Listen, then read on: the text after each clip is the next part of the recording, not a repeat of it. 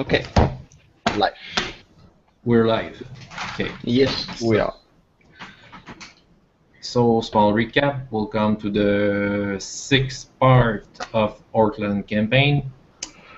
And just a small recap. So, last week we entered a haunted tower in the center of Tarwal in search for Tiev, a crew member from the roaming cloud ship.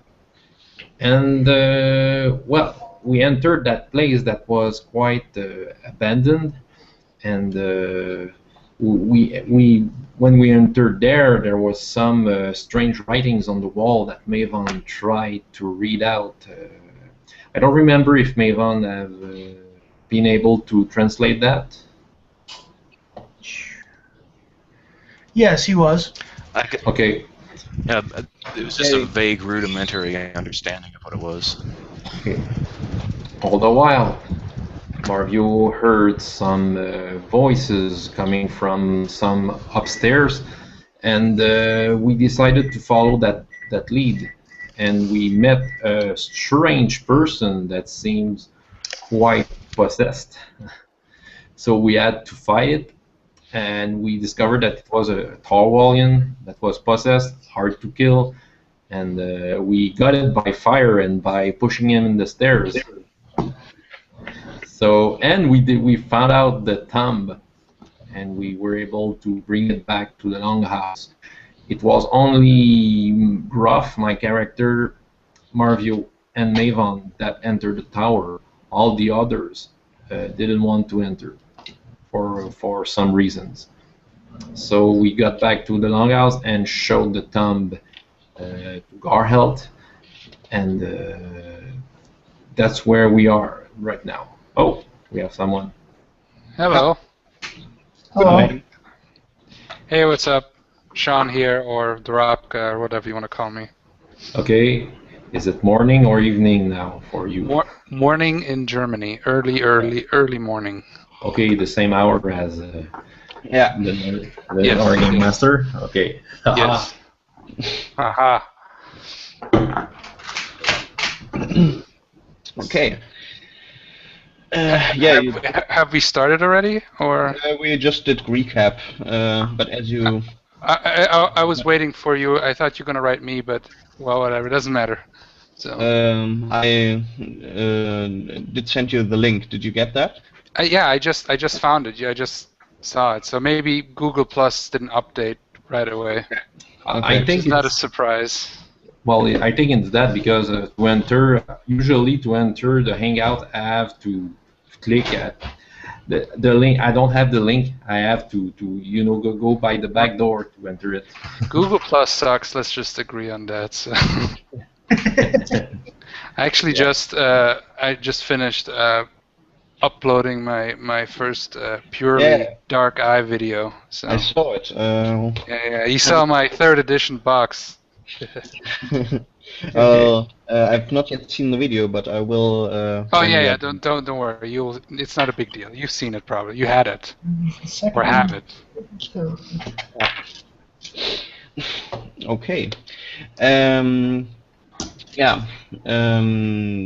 As Francois said, the last time we left off, we were back at the Longhouse, and you were trying to get some sleep after this haunting experience.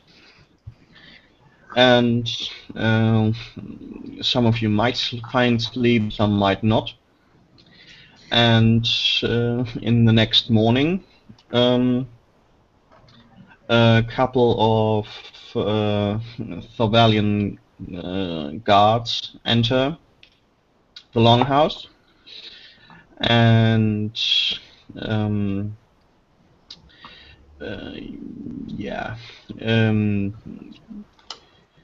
you are basically awoken from your bed by them bashing an axe against the shield to make a bit of noise. Hey, stop that noise!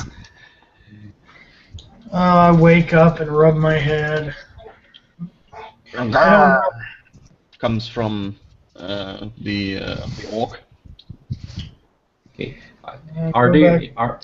they are inside? They are Out of inside. character, am I there too? Would be an interesting point to give.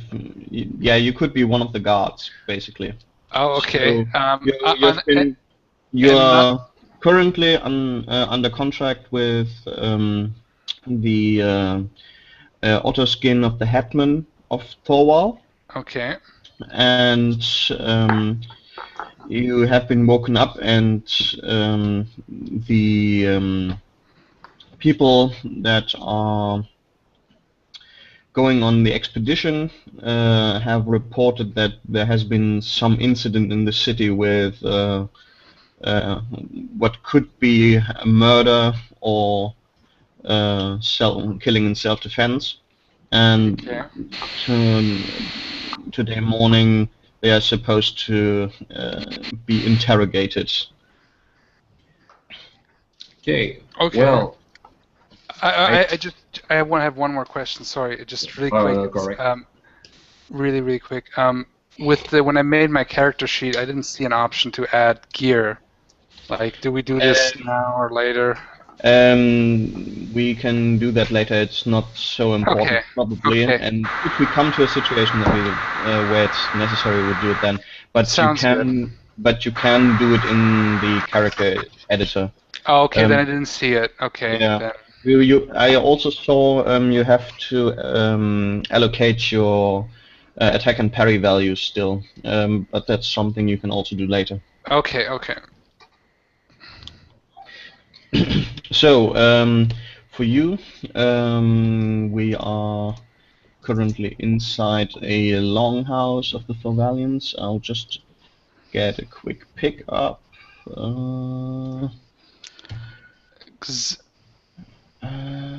Okay, I'm already Because here. I am somewhat familiar, but I haven't played 4.1 or 4.0 yet, so I recognize some things, other things where we're like a little bit. So that's why. Yeah, don't worry too much about the rules. Okay, It's sounds very good. rule-based. I'm just making sure here because you didn't say anything, so yeah. I didn't say because there isn't much to say. Okay. So, okay.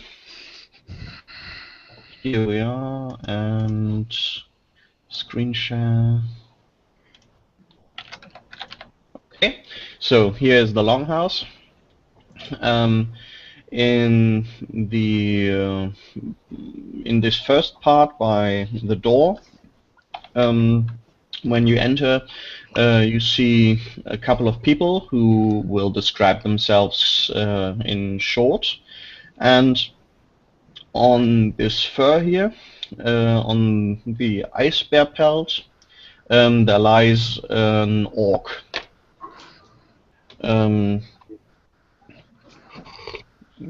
That's currently also waking up, and through these curtains that go to the next room, you can also hear people waking up. One loudly protesting against the noise with a deep voice. I have just one question about the orc. Is it in this time period? Are the Thorvalians and the orcs, are they like okay with each other, or? There's about 100 orcs or so are actually living in the city. Okay. Alongside some goblins. So. Well, I knew that there was some kind of half orcs in one of the towns, cities, Riva or something. But yeah, anyway.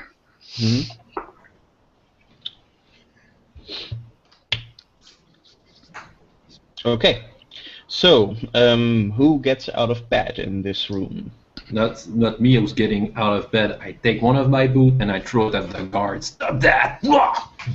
I rolled and I succeed. Watch out with what you're throwing with. I don't know if it's you. Let's say it is. Well, I'm one of the guys. Watch out with what you're throwing with, you. We're here to investigate a murder. I'm confused.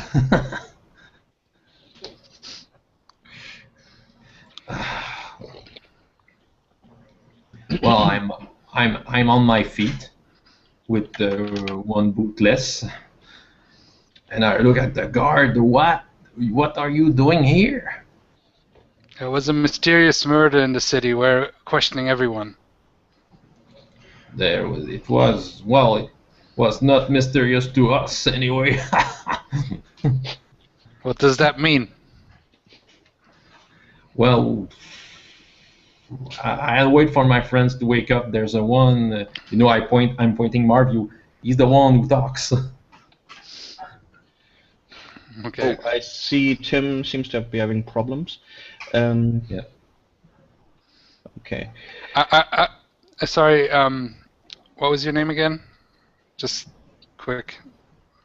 Which one, me? Yeah, you. Yeah, I didn't catch your name. So. Yeah. François? Or what did you mean? My real name or my character? Oh, no. I know François. your real name, but you're Francois. Okay, Francois. So, are you the orc? Just best describe yourself.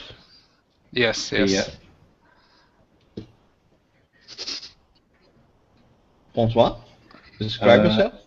Okay, I'll describe my what? Okay. Character. Well, you see, I'm a Tarwalian. Yes. Sorry, I didn't hear it. Yes. I got that. Okay. So I'm a Tarwalian, dressed like someone who lives in the wood with lots of leather, and I look like someone who's hunting and some hunting. I look like a trapper, and I have a fur hat and a long beard, dark and not very quite clean. My traits are darker than a standard Tarwalian. Oh, didn't you have a picture that you wanted to show? Yes, I don't have it here, but I'll try to have it the next sessions. It's not the same on the same computer. Okay. So, yeah, I'm just like also a Thorwallian. I've got blonde hair and also a blonde beard, but somewhat well kempt, kind of Viking beard. I want to get a chainmail, like a simple chainmail, and I have an axe on the side, and a shield, I guess, if it's one-handed. Yeah. Anyway, yeah. So basically, I look like a guard, more or less, and I'm a little bit pissed off looking. Okay, perfect. So I'm pointing Marvio. He's the one who talks. You see a clean-shaven Thorwallian kind of waking up. Right now, he doesn't have his He doesn't have his big clothes on. It's mostly just, just like a pair of pants on. But he's clean-shaven. He's got dark hair, light-colored eyes, like a gray or a blue, and raises his hand up like, "Give me a moment." Out from the other side of the curtain, where the fireplace is on and the bare rug on the floor, through the other side of the curtain, you see what looks like an elven male come out. He's wearing blue robes. He's got a red sash on. He looks kind of disconcerted as he's looking around, seeing what's going on. He says, "Yes, hello. Can I help you?" Yes, elf. Haven't seen one of those in a while, but no offense, there was just a murder that happened recently, and we're questioning everybody in the town. A murder? Yes. I was talking about the tower yesterday. Remember? I mean, you were in the battle. Yes. Oh, I couldn't forget it very well. He runs his fingers through his long black hair and pulls his hair up into a ball on the back. He says, "Yes, we were there. What is it that you wish to know, sir?" Have you seen anything out of character? Where was the murder? Because I haven't yet had a chance to watch it. You probably didn't get very clear instructions anyway. Right. You're just supposed to collect them and bring them to the longhouse of the hetman, Okay. where they will be questioned then. Okay. I've been given instructions to take you all to the hetman at the longhouse, and you will be questioned there. So get yourself dressed up. A different longhouse? We're Yeah. in the longhouse. Out of character, different one, right? Different. Yeah. Yes, of course, different one. Obviously. Well, I thought that was the title of this building. I'm sorry. I'm ready to go. I have nothing to hide. We were acting in self-defense. Okay, I'm getting my boot He that just is looks on the at you floor. with his brown eyes, kind of like, okay. It doesn't sound suspicious at all. Sarcastically coming out, yeah. That's good. I'm glad it doesn't sound suspicious. And I get my You don't I get understand the concept of sarcasm, do you? I'm not aware of this. I'm not sure what you're talking about. He doesn't I understand. just shake lots- my head. I get my. I look I around get my. confused. You know, deal with my cuffs and everything, and kind of lazily try and straighten it out. And it's like, and you notice while the colors definitely mark me as a commoner, it's still a very flamboyant and well-made outfit. Which is really weird if you knew anything about Thorwall. Yeah, I know. I- I know. I am looking at you suspiciously. You know. I'm like, Chris, you're not talking about Thorwall. You're talking about. Yeah, Horasia. Sorry. If you knew anything about Horasia, it would be weird. It probably looks weird to you right now, anyway. But thank you for that, man. is this some kind of circus here or what? You gonna perform? Mostly, I'm taking my boot. I can perform for you. No, I don't. Would you like to hear some music? No, you have to get ready. I have orders. You have to get ready so I we am can ready. go to the. We have to wait for the other ones then, I guess. Very good. I'm ready. It's serious business. Yes, I put my boots Of in course. my head. Okay, out of character, Gruff is thinking is in his head. What is the law, Tarwillian law about murder? Well, if you're found guilty, then you're declared restless, which basically usually means you're banished. Though there have been incidents in the past where it means death penalty. Okay, I'm quite concerned, but I know that I can point out Gar Health if something goes wrong because it was our ID why we are in this mess. So, okay, I'm following the guard. Okay. Yeah, so you are taken alongside with a dwarf coming from the next room, together with someone in the clothes of a noble, and two other Thorvalians, one male, one female, to the longhouse of the hetman. Is Ook following? Uksh is what's it? Well, Uksh is a dwarf. Okay, no, Yeah. Burkai. Burka, yeah. I'm sure I was looking for his name. Burkai is also following. Yes, he doesn't really seem to understand and seems to be still embroiled in some flea hunting, scratching himself. But he will follow, even though he carries a weapon with him.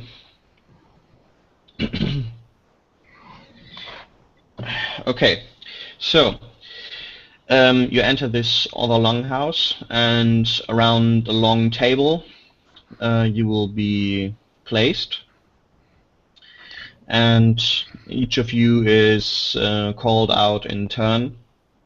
Okay. to basically get to Garheld, who is um, accompanied by two other Thoralians who keep themselves on the back, and one in a blue robe with a staff clearly visible as a mage, who sits at the far side of the room. And you are there to tell your story of the what happened last night. So each of you can give a short version of what he saw. Who's first? If in doubt, use the dice. I think Marvio should go to soften up. Ruff will be called first. In my head, I said I didn't want to. Okay. So, what do you want to know? Tell me what happened last night. You came here and told me that there was someone killed because you were searching for the thumb. Okay. Just a small question. Who is questioning? Because Garheld is asking you questions. okay. Why? Well, we were searching for a thumb, and every time we got a clue, well, it finally led us to the tower. You know, this abandoned tower, and we entered there. But we were searching for a crew member from the Roaming Cloud, and called Tiev, I believe. And while we were searching for something into the tower, we stumbled upon that. It was a strange man with his eyes, with blue glowing out of it, and he was saying nonsense in a language I couldn't understand. And he was quite hostile. We had to stop him, so we had to fight him. And he was with the thumb. The thumb was somewhere in that room. And while defending, a fire was put by our lantern, and he catch fire. But he was still dangerous, so I helped him finish. He was possessed.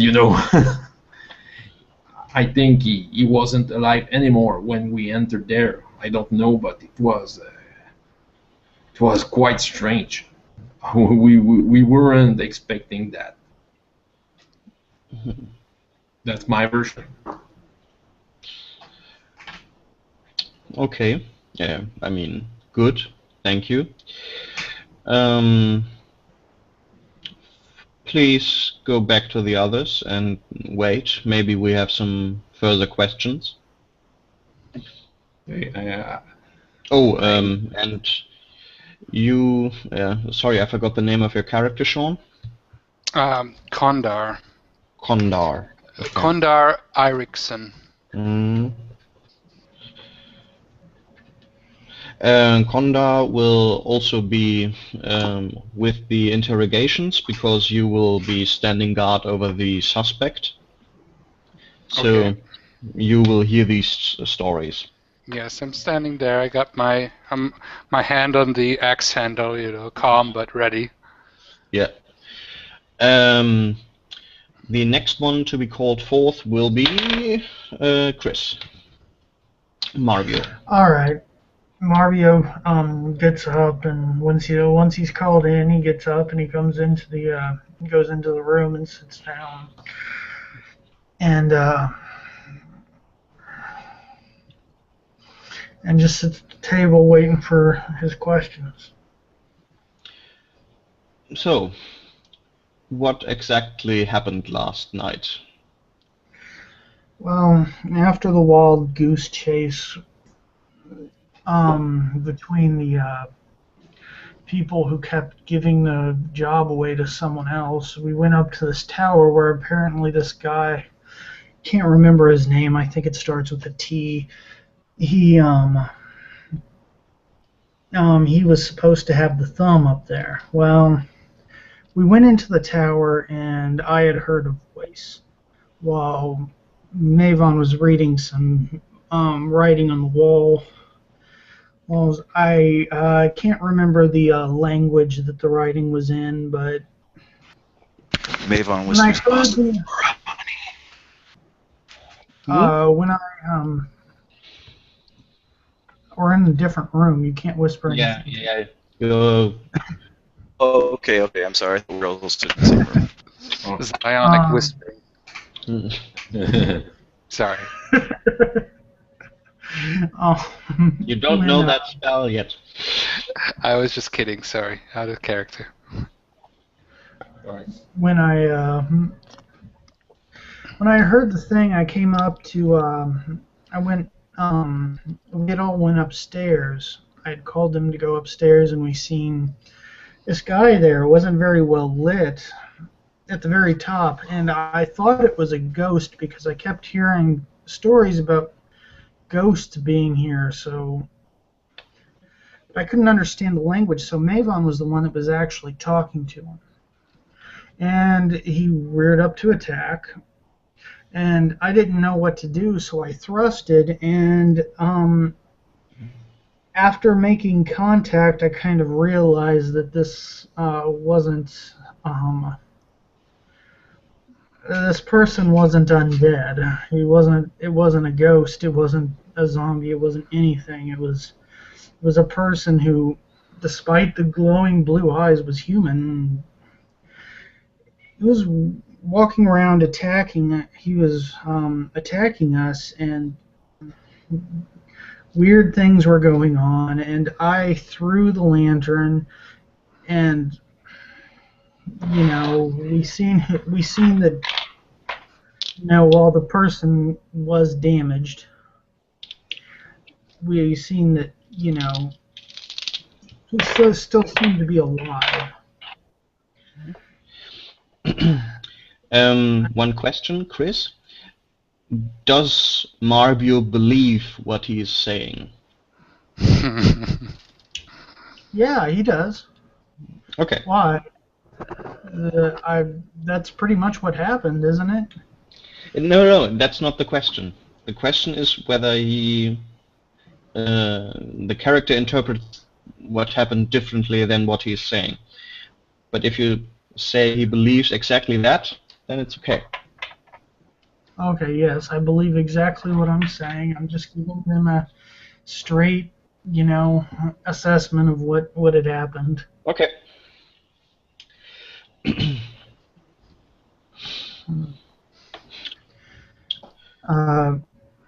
To get any more information about what was actually exchanged, you're going to have to talk to Mavon because he's the one who understood the language that the guy was speaking. Thank you for your open words. I know. How did I get? Bring in the elf. Well, I go back into the other room and tell Mavon he's next. Okay, he's entered the room. Okay, now that he came back, Mavon, you're next.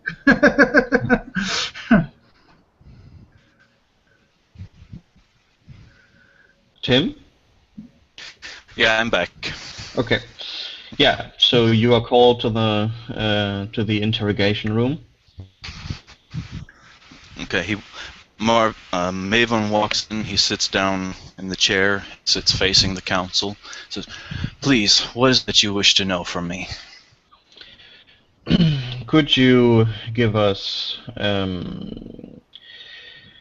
could you tell us what happened last night? Yes, I can. We were sent on this expedition to find this relic, this thumb of a giant that was an heirloom that Garheld had given to someone else. This was for the purpose of finding...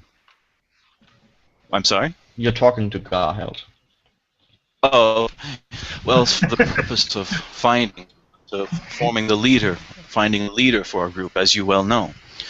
Well, we went on chasing geese around the city. We went from one place to the next, and they each pointed us in a different direction.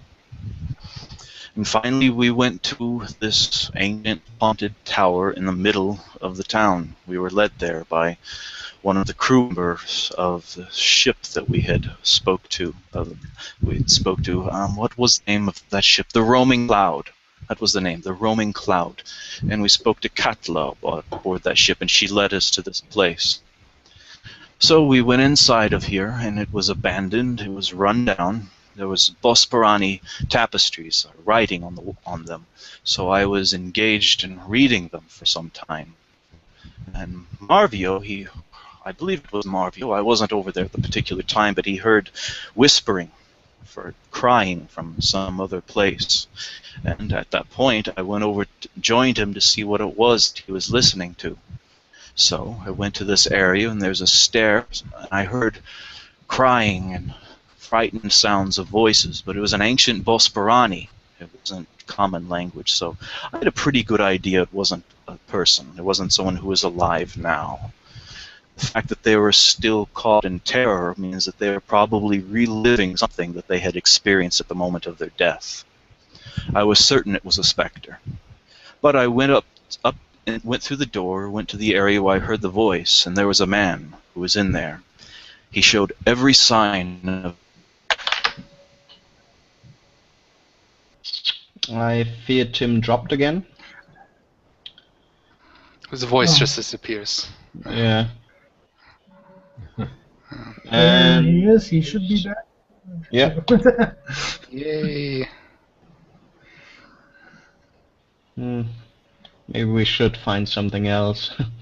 I could recommend what I use for when I run a role-playing game. I use Mumble. I mean, the only backdraw is that it doesn't have video output, so it's just sound. But it's much more stable, I found. Definitely than Skype. But yeah. I'm back. Okay. I don't know what's going on. I keep getting some bandwidth issues. But anyway, I saw this man. He showed every sign of spectral possession. His eyes were glowing blue. He was speaking a dead language. He was frightened about something, about people who were not there. So I began to speak to him about an issue, whatever it was that was frightening him. I was begging him, asking him, please, tell me what it is that you're afraid of. And I asked Gruff to come in to shine a light on him, and he became enraged and terrified and said that I betrayed him for some reason. And at that moment, he lunged forth and attacked Marvio, and he had blue, cold energy bleeding off of his hands. And Marvio, by natural instinct, he struck back at him, and he fell down. Well, at this point in time, the floor began to seep smoke, blue smoke, and began to show a sign of angered specters in the area. I went over to the body that was laying on the ground, and I began to examine it when it opened its eyes up again, and it grasped me by the throat and began crushing me with its cold, dead hands. What do I assume were dead hands? I'm going to be disconnected in 4 seconds. What is this disconnected you speak of? Are you disconnected with the living world now? Yeah. Oh.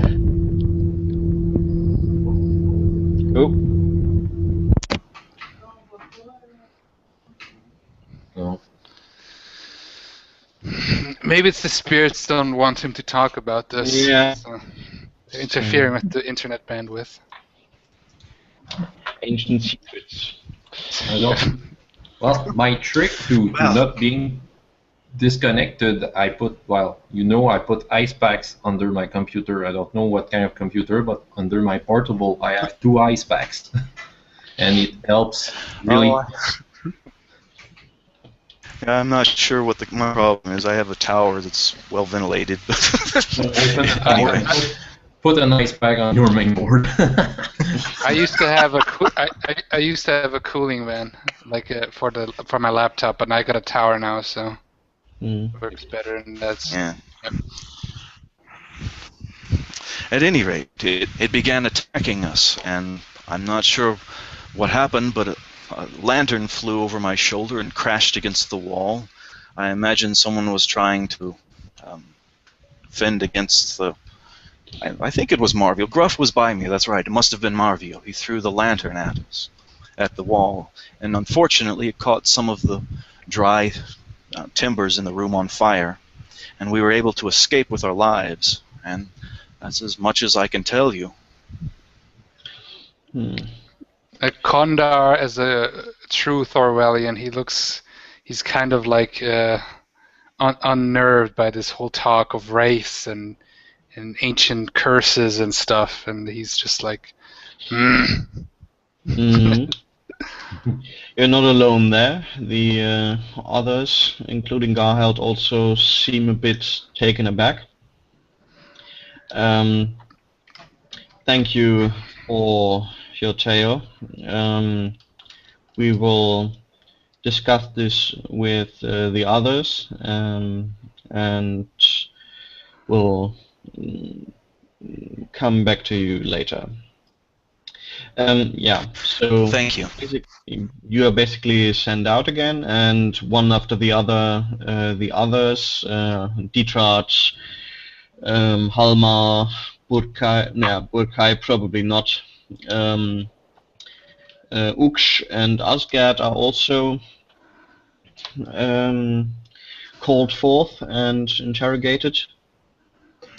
While this is going on, I lean over to Mavon and I say, she said something about yesterday about calling in people who would know, who would observe the tower. How long does this stuff usually stay? How long does magical things usually stay in an area like that? It's apparently been there a long time. I imagine it's been there. The tower construction looks older than the city. It doesn't look like it's even the same architecture. So I imagine the tower is older than the time of the city. For whatever reason they built the city around it, I don't know. But I am imagining that whatever specter is living in there has been in there for a long time and is tied to an event that happened possibly hundreds of years ago, and it's reliving that constantly. So, in other words, it's probably not going away anytime soon. Not necessarily. It can be removed, but it requires effort. I nod and I say, that's good, that's good. Well, I'm beginning to be impatient, and I look at the Kondar. Hey, does that happen often? On an empty stomach like that, I haven't eaten anything. You'll wait your turn. Come on, kinsman, be strong. I am strong, but I have an empty stomach. I want to eat something. Once you say what needs to be said, you'll get food. Don't worry. I can recommend you some good taverns in the area. There you can have a feast worth and a drink worth of a Thorwellian. Oh, well, that sounds good. Okay. For a good price, too, because... Okay, well, Did you hear that, guys? There's a good place around the town.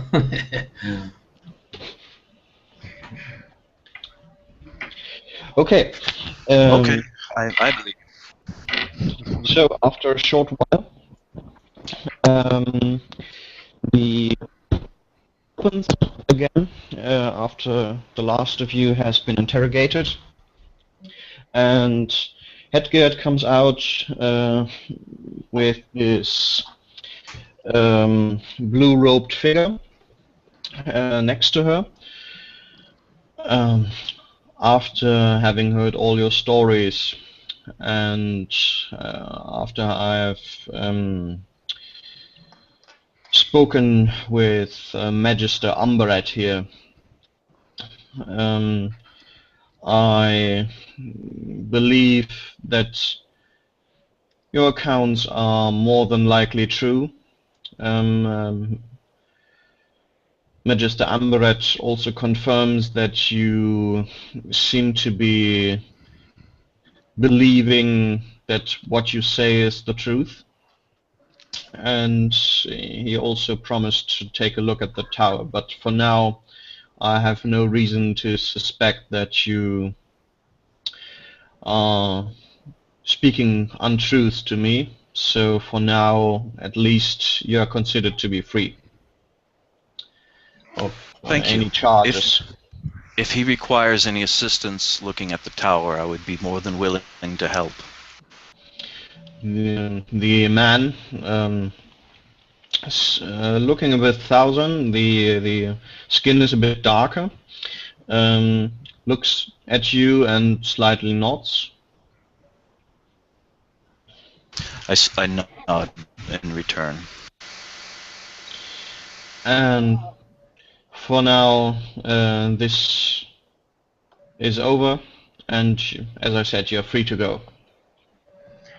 Gernhelm. Well, finally.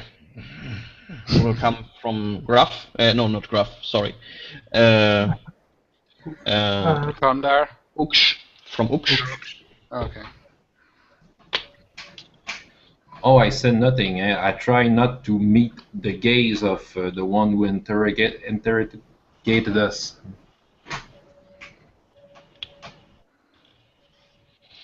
Okay. I tell Gernheld that I need to talk to her in private sometime real soon. Then come with me. All right. And Garheld will take you to the next room. What is it you want to say? I know I was the one who technically got the thumb, but I do not feel comfortable, taking the position to what had happened last night. If you want my honest opinion, I think the Gredian, the explorer, she will put a hand on your shoulder. I never said that whoever touches the thumb the first would be the leader. I said you're supposed to master this task in order to find a leader. Yes, I know, but you will do this in usual Thorvalian manner.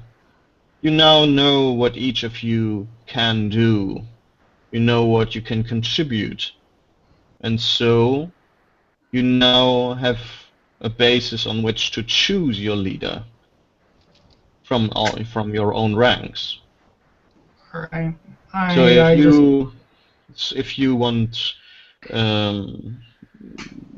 this Balurat to be the leader, then you can give your voice to him in the coming election.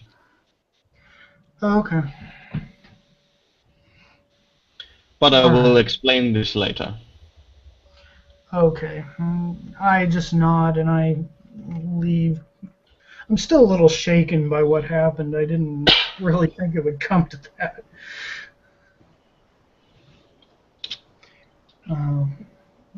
So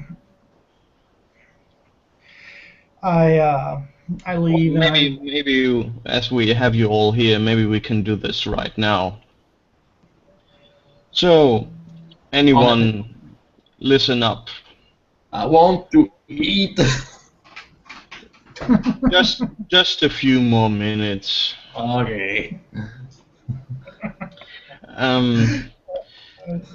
I told you that to find the thumb would have to do with you finding a leader. And this obviously was not understood in the way that I intended it. I never intended for you to have a leader just based on who finds the thumb the first, but on the question of whom you find worthy of being your leader after you accomplish this task together. So now I want you to hold an election for who should be the leader.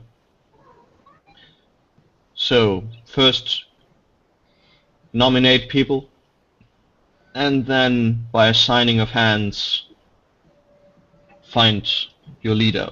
Or if you don't want to right now because you want to think about it, then do it at a later time. I go ahead and say, I forgot his name again, the Gradian. Dietrat. I said I cast my vote for Detroit. Oh, I'm honored, but I'm not sure. I have no experience with commanding men. Will come from the man who has a bit more.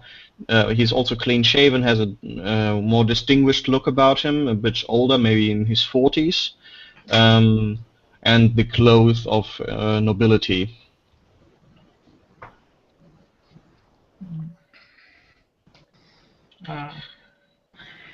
Are there any more nominations?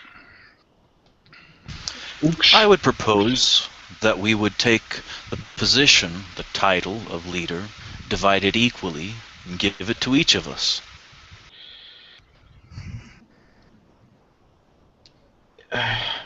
What will come from Ux? What is he talking about? That way we each have a form of responsibility.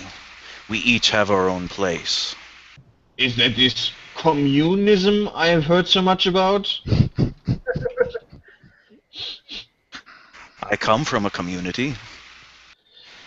Elven stuff. I'm hardly comfortable with this democracy, or however it's called. This other stuff, it's too harsh for me. I'm voting for Marbio. I look, I kind of look a little, sort of, I don't know, I try to not look impolite, but I kind of maybe betray being a little bit unsure of the whole process. So, Halmar, the skald, with blonde hair, braided beard,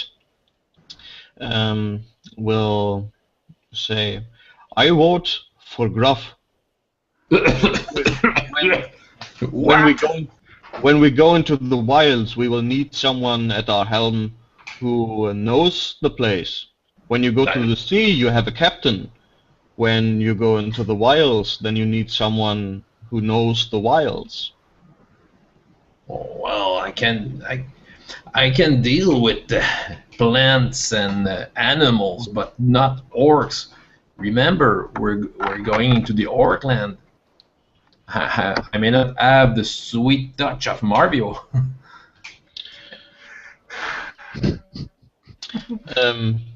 Detroit will also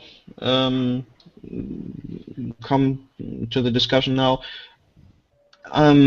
Actually,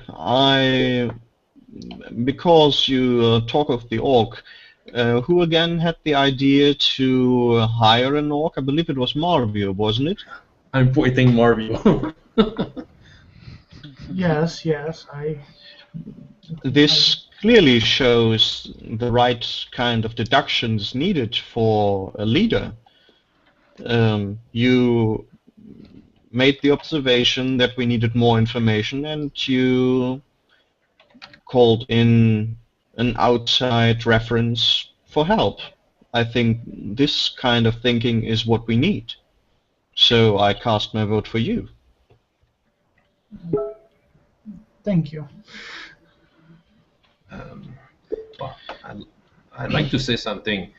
I think Mario could be a good leader, but you know, if he's uncomfortable in being one, I don't want an uncomfortable leader if we finish to have one. I like the idea of Mayvon because you know, I think it could be possible to have we have all our fields when we are in a situation and we need, like me, so to deal with the woods and the animals. I could be the leader of that part, but when we got to talk, I think we need a leader to talk. Yeah, I think a leader. Mavon's looking horrified while he's talking. Well, we you know, a real leader is good at everything. I think, but we're not. Well, in my experience will come from Detroit, leaders are not usually the most gifted of any group, but those who know how to assign tasks.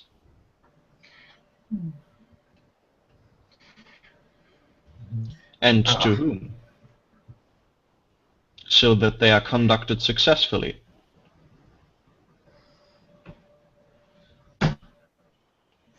So I stand with my choice. Asgard, the woman who seems to be, for Kondar, she seems to be one of the whale children, so she is probably, she is someone She's with... a Swafnir priestess? No, she's Swafskari. She's Swafskari, the ones with Valwood. Okay. Basically a berserker. Okay, right. Also kind of considered to be, well, not directly holy, but somewhere close to that. Okay. So I'm not sure who to choose.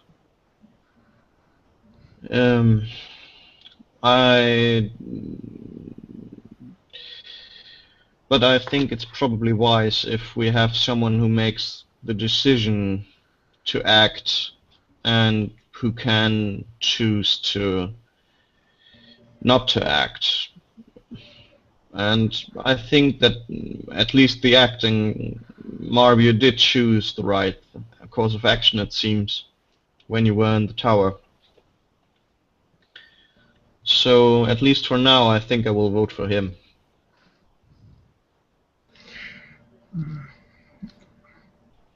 I nod and I kind of look nervous. Well,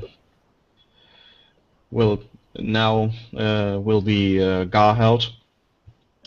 Well, if I'm not mistaken, there is, unless that Marbio, Maven and Gruff want to change their minds on their way of their election policies, there is no other candidate that can acquire enough voices on him.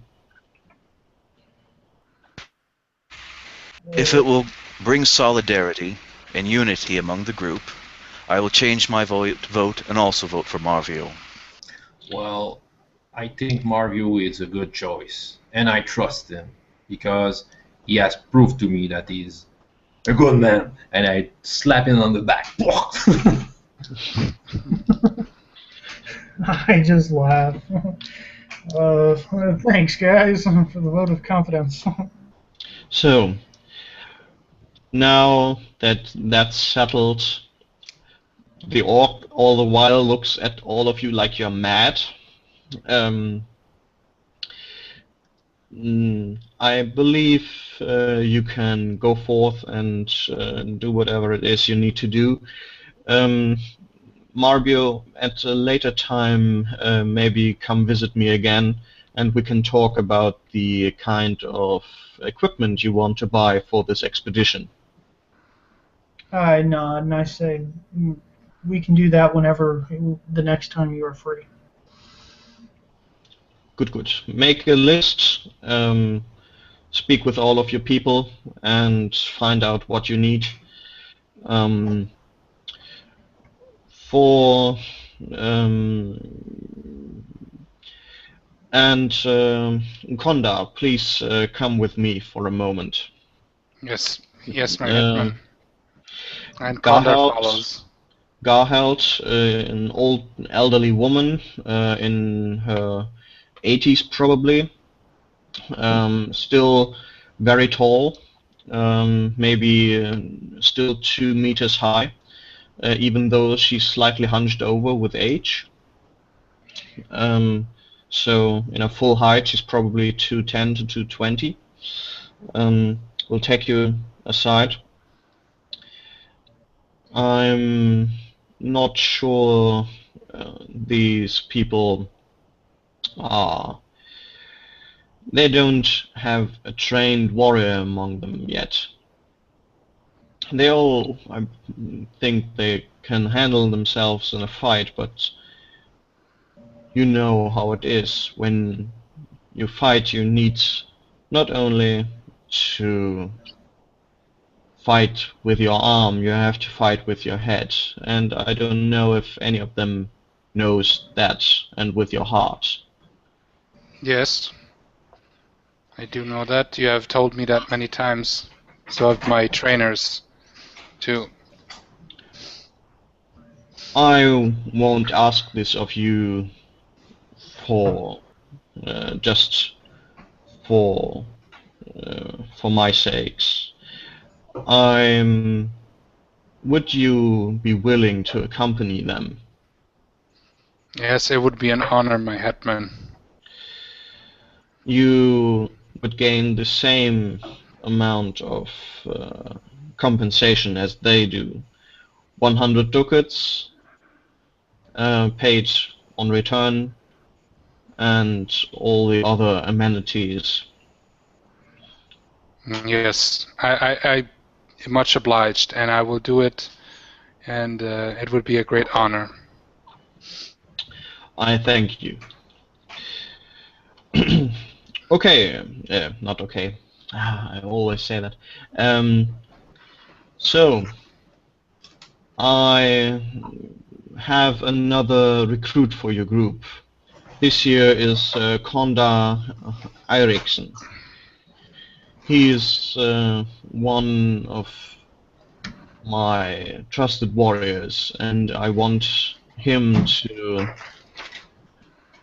go with you to be your strong arm. If you have no objections, of course. I have no objections. That's another person's always welcome. And he seems to know where to. I look him over real quick. I'm doing my human nature to see what kind. I guess. Yeah. 16, 13, and a 7. So yeah, I probably passed it by quite a bit. Okay. Yeah. So, what do you want to know? Just does he seem confident? Does he seem, or I'll let him answer me that. Do you seem? I'm a young guy. What about your personality from that? I'm a pretty young guy, but I grew up in a quite rough. What you can see is that I'm confident. You know, I fought before. The only time you noticed any non-confidence was when I was here when they were talking about the ghosts and the race. And Thorwallians are known to be superstitious and afraid of anything supernatural or magic in general. So as long as it can bleed, I will kill it, so to speak. At least that's kind of what you notice. I know maybe that's a little bit deeper, but but Okay, all right. So I nod and I say I'm confident with. Well, having him in the team is a good thing because he knows where the good taverns are, and we are going there right now. Conrad, come. Kandar. More drinking games, Gruff. It begins in the morning. let's go. Yeah, Thorwalian's always there's always a time to drink for a Thorwalian. So I speak up and say, Gruff, once you get done drinking, I do need to talk to you. No problems. You're the leader. Yeah. I kind of look off to the side like, okay. Well, Can I invent an in name fast, or are you gonna give me one? Do you have a specific? you can invent what? It's just I bring him to the I don't know, the boar and the blade. There we go. It's a slightly below average looking, but they have surprising good food and drink for a good. It only costs us a cup, like a silver and a couple of coppers, but the amount we have is quite a lot. So Okay. Okay. So, yeah, the others will probably follow you. The tavern owner looks a bit strange when the orc sits down and also looks like he wants something to eat. I tell him he's with me. It's fine. It's fine, Olaf. It's fine. When you say so, but I'm having an eye on him. I'm on mission on the mission with the Hatman. I'm. Garheld it's on with Garheld's blessing. I think it's probably all right then, but I will have a look out for him. Yeah. So you're served food. Before you leave the longhouse, the man in the blue robe will come to Maven and hold up his right palm, show you the sigil in his hand. I do the same. Have a good day. My name is Alea Ambaret. I am a magister here at the academy. I am Mavan Hassler. I am pleased to meet you. You had quite an interesting story to tell there. You said that he had blue eyes and that the tower itself began to smoke even before the lantern was broke. Are you sure it was before the lantern was broke? I'm certain of it. It seeped up from the floor itself. Interesting. Would you accompany me to this tower? I want to take a look. I would be happy to. So, tell me a bit about yourself. Well, as I said, my name is Mavan Hasslinger. I have went to the academy in Nostria. No. Originally I came from Farendale Forest, though. My parents are, well, I don't want to bore you with my childhood, but I studied at the Nostrian Academy, and I lived there for a good portion of my life, and studied magic, and I communed with the natural environment, and I grew to love what I was doing. I grew to love the sea. I heard that you in Nostria are also competent farmers.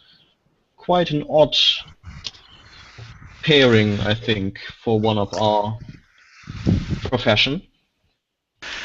On the surface, I can see how one might think that way. But what it does is it allows you to focus your mind. Focus your mind not on yourself, but on the greater world around you. Focus your mind on the soil, on the water, on the air, on all the elements of the earth, everything that goes into producing life. It's something that's a very powerful force to create life, to be instrumental in forming life. So we can focus on our incantations, on our rituals and spells, but sometimes we can look beyond the obvious and the minutiae of our lives. And if by focusing on something so simple as farming, it can allow us to focus our minds to mold who we are, so that we become greater than what we are. We allow all of ourselves to be explored. You seem to be well spoken. Here we are. By now you are at the tower. You will take an inspection of the tower. You will also have a few guards with you, and shortly after entering, you will find the body of Tjalf, which will then be taken by the guards. He looks at it very somberly. I regret that this happened. I wish that this had never happened. And Magister Amberet will kneel shortly next to him, or rather, bring me to the place where this happened, where you first met him. I take him up the stairs to the tower, and I try not to look terrified of the height of the stairs, but I do keep my face slightly turned towards the wall as I'm going up the stairs. And I take him into the room where we had the confrontation with him. He starts in incantation and makes signs with his hand in the air, and finally pulls his hands over his eyes, looks around.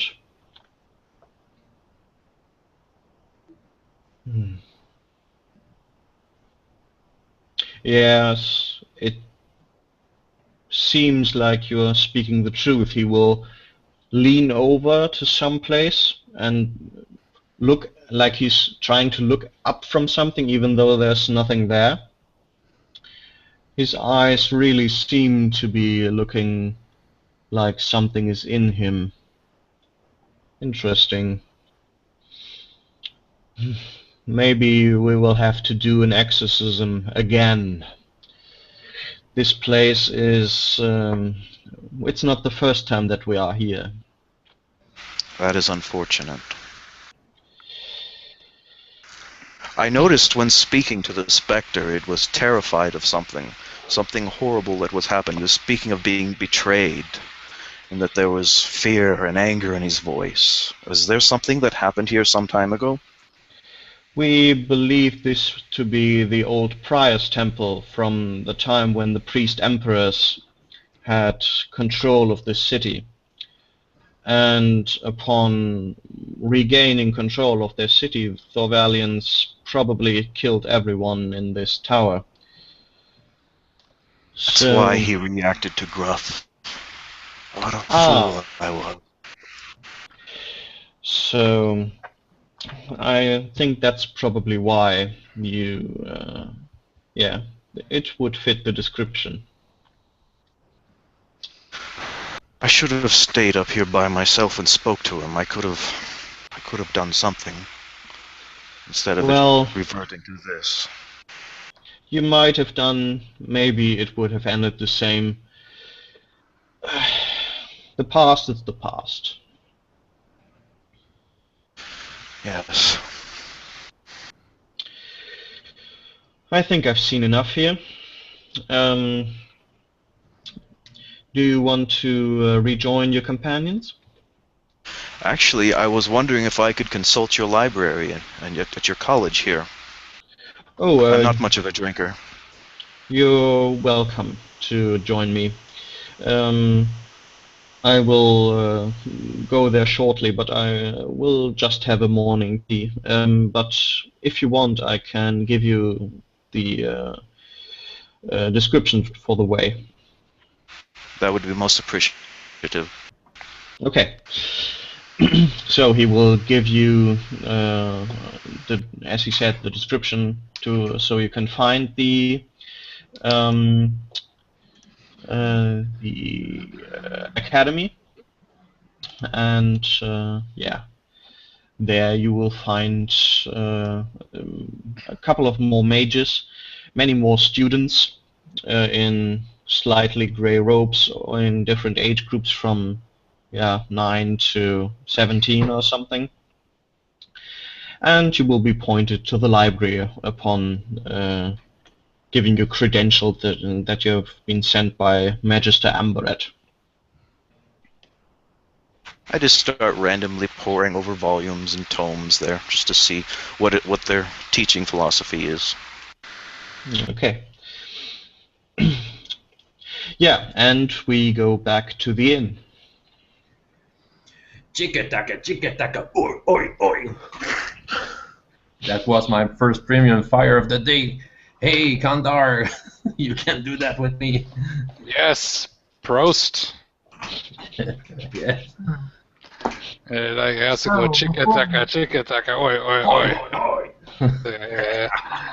And I take a bite out of my meat, whatever meat it is, but it's a good Must be meat and boar. sauce. Probably boar. Yeah, it's boar, yes, and I eat that, and like, you know, they have also good fish here, but yeah, you need a good boar for this stout.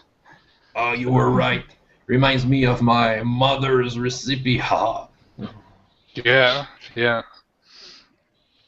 They do have at times also choice good mead, but it is cheap. It is more expensive than the beer. So I have it maybe once a month or so. My income doesn't allow for such for such high pleasures all the time. But yeah, there's always money for beer. Yes. Oh, yeah. I'm with you. I think we must celebrate this week. You know, I've been out of civilization for the last 10 years or so. I know that. Yeah, and I know that we're going into the Orklands and no civilizations there. No. So take the time to eat great food. Yeah. I heard some stories. There might be a town, a city, one, but usually it's like nomadic tribes, something like that. But then again, I myself haven't been that deeply in there, so I have fought against orcs. I mean, it's like kind of, and yeah. So you are like a man who lives in the wild. I've been mostly at sea. Yeah. I'm coming from far from the sea. It's a village far from the sea, and I decided to live a reckless life into the woods and go into town once or twice a year to sell skin of animals I've trapped. But I was just ready to get into something else when someone told me about this expedition. Okay. What do you do when you seek a female companionship there in the woods? Selling some skins gives it was paying enough money to have some companions, yes. So, oh, I see. Okay. I see. And then again, it's kind of similar, almost like being on a ship full of men. Oh yeah, but I can, I discovered that females, you can live a life alone without females, and it works. I cannot imagine that, but you know, to each their own, I say. Okay, I didn't knew that it was going to work out, but that forced the recluse life learned me that. At times they can be also quite annoying, so yeah. Mm-hmm. Some of my relatives and friends would probably prefer your life than coming home to their house dragon, as they call their wife, every day after work. Oh, yeah. I think my mother was. My father used to talk to my mother and asking her, telling her that yes, she was some kind of a dragon into the house.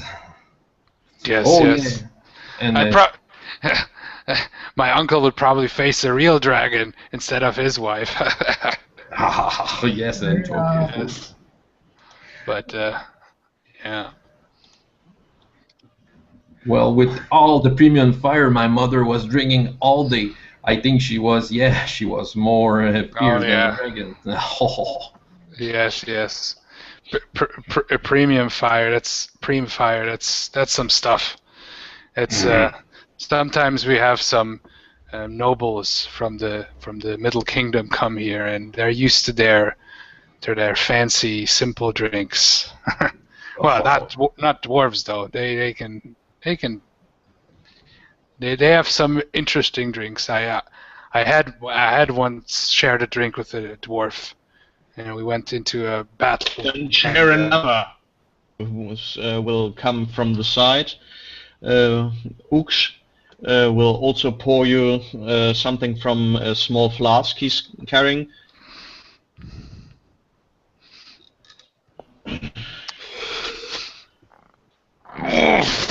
Yes.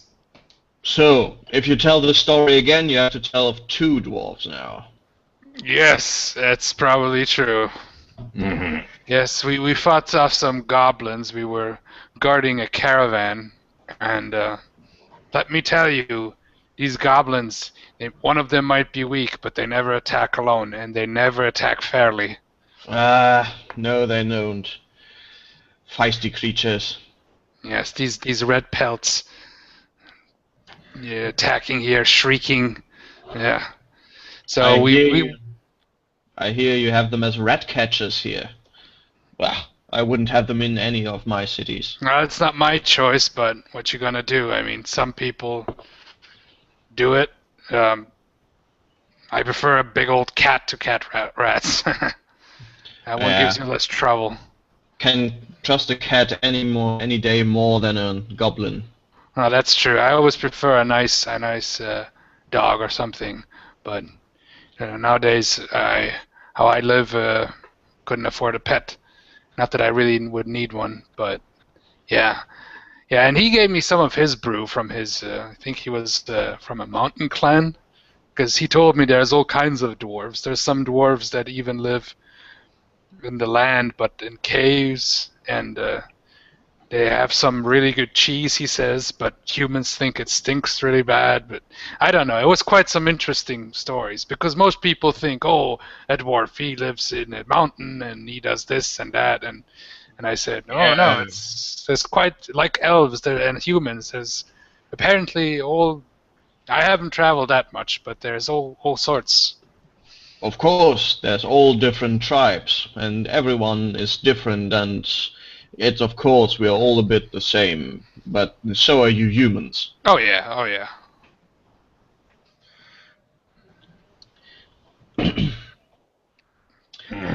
But yeah, he had some really strong ale then. This was some, like, I thought, oh yes, beer, but it wasn't any beer that I've drunk. That's for sure. Your weakling stuff. We have the real stuff. Chris, did you go to the inn as well, or did you stay behind? Who's all went into the inn with the rest of them? Oh, most of the group actually, aside from Maven, who stayed behind with the mage. Almost everyone went with Condor. Well, I went ahead and followed along. I was only going to stick around if everyone there was there to talk about gear, but hey, if we want to get food first, I've got no problem with it. Okay. So I'm sitting here eating and drinking quietly and listening to them and laughing along.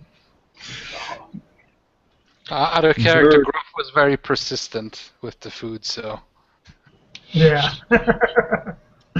Yeah, it was early. You didn't have any breakfast yet, so Oh, he's used to eat a lot in the morning Yeah. and have a premium fire to start the day like his mother showed him when he was 6 years old. by Swafnir. Yes.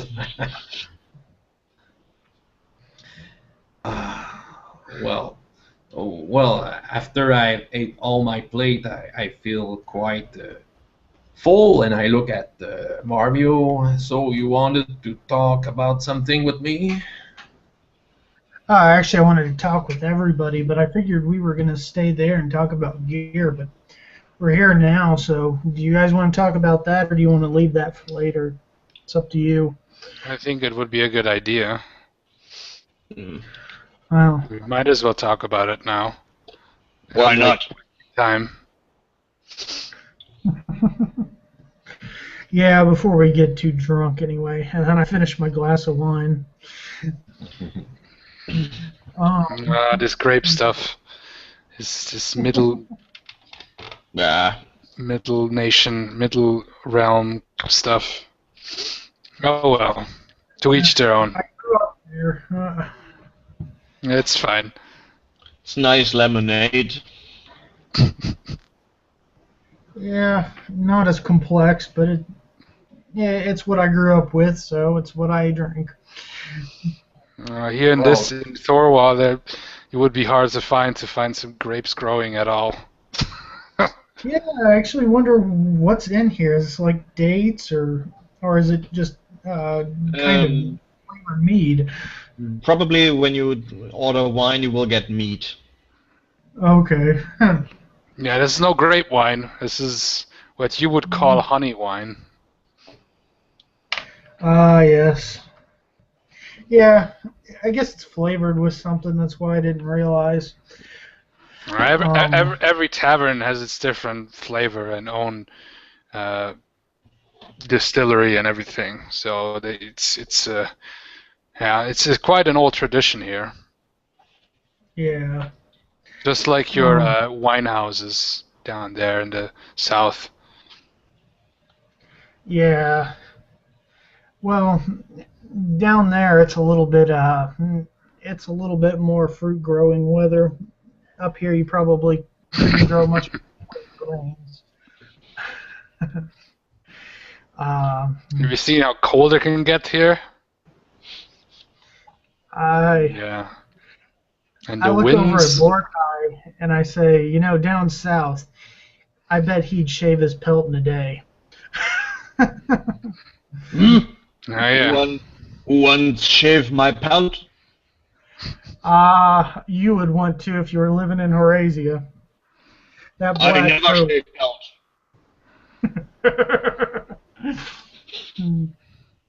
Then don't What you do laugh that. at? I'm saying it's hot, Borkai. It is very warm down there. Well, we're here now. It's warm Orkland. Land start burning for no reason. You will see. That's interesting.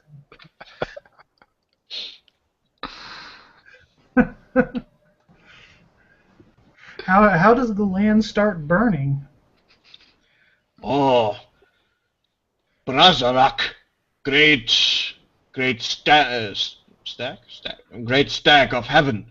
He make fire on earth to test Orc against nature. And What? entire land burning, and you have to survive like man. Okay. What sound does he make? What do you mean? What sound? Well, when he puts fire on the ground, does he have a sound? Does he say something? You don't see when he makes fire. Fire is there. Well, how do you know it's coming from the sky if you don't see him? Because it's Brazarak. Okay. Well, then again, when Swafnir changes the the waves into a storm, we don't see Swafnir, I No, guess. I know, but I'm not so familiar with the other gods, really. I never really thought about it. I just want to make sure, you know. I just want to make sure it's just thunder, or, you know, some kind of lightning, or I don't know. Isn't the lightning also from the gods? At least that's what I was told. Yeah, I think so. Razorak also sends storms, he sends storm and fire and wind and rain to test Orc. Okay, he's talking about Swafnir. Yeah, he makes it. Yeah. So there's a lot. It's a very stormy area. That's kind of odd for it being inland. I mean, it's not really that far inland, the Orklands, but I'm actually saying this. As you remember the map that Garhel showed you, it's entirely surrounded by mountain ranges. So it's as inland as you get. Yeah. How often does Brazarak send fire? Every season. I see. Well, maybe we have to prepare for some ways to flee fire if there's fire in the wood. How do you flee fire? I don't know. Do you bring buckets of water with you? I know, but some magical bucket? I don't know. These magicians have all kinds of tricks, although sometimes you don't know if it's just a charlatan doing tricks. Oh well, we'll ask. And again, we'll ask. Yeah, I'm sure he has something. Yeah, he can deal with that. I don't like magic in general. But I understand this, and he puts off his axe on the thing. Steel. I understand that. Yeah, I understand that. But you like Maven, and he plays good music too. Oh, he does. I do like music. If you're so concerned about fires, we could use a pump trolley. What is that thing you speak of? Well, it's out of character. Would I know? I wouldn't know what a pump trolley is, right? No, probably not. Yeah. Well, it's a wagon, and you put a keg on it, and this keg is wired. Not wired. It has connections to something else, and you can use levers to pump water out of it. What kind of sorcery are you talking about? Leathers to pump water. Don't you travel to the sea? You need this to keep your ships dry. Oh, you mean that kind of thing? Oh, yeah. Okay, fine. Yes. Okay, I am familiar with that. If I think about it, we did have Yeah. Yes. Well, as I said, this stuff here is pretty strong. One tends to forget things in the moment. So you could make one small enough to fit on a wagon. The ones on the ships are quite big. I mean, okay, I guess you could... It would be a big wagon, but didn't you say we want to speak about equipment? Yeah, you should. We should. Yes. I'm actually kind of interested in Borkai's opinion on this. What do you remember the tribes or the other orcs tend to use besides weapons? Any kind of anything special? Slave, goblin, can do much work. What a tool! I see. The black pelt dominating the red pelt. Also, tent. It didn't sound right. Sorry. Tent is good home. Okay. Yeah. Well, that does make sense. I say you can never have enough rope. And what do you what kind of animal are you chasing, orcs? Well, you orcs in your area, what are you eating? We hunt what we can find. Brazorak Okay. does not give much. Does not give much. Okay, will be So more small difficult. animals, or We might bring some food rations just in case. Well, If if we there's can, we hunt cow, we hunt bull. okay, there are wild cows. I imagine. It shouldn't be easy to hunt a and hunt the rest full-grown of bull. Might be quite dangerous, actually, but it might be worth a challenge. We should bring lots of salt because if we hunt a bull, we will have meat for a couple of days and maybe some weeks. So we should bring salt with us, but it's very heavy to bring. I don't know. That would be true because the meat Um, could rot pretty fast. I remember on the ships I the meats would be salted, so they would last longer on the I speak voyage. up and say, I've never actually heard of a non-domesticated cow. Is it different from the cows in the town, or is it the same kind of cow? I'm talking to Borkai. What? He asks you if the cows are different in your land than they are here. I have not looked at your cow.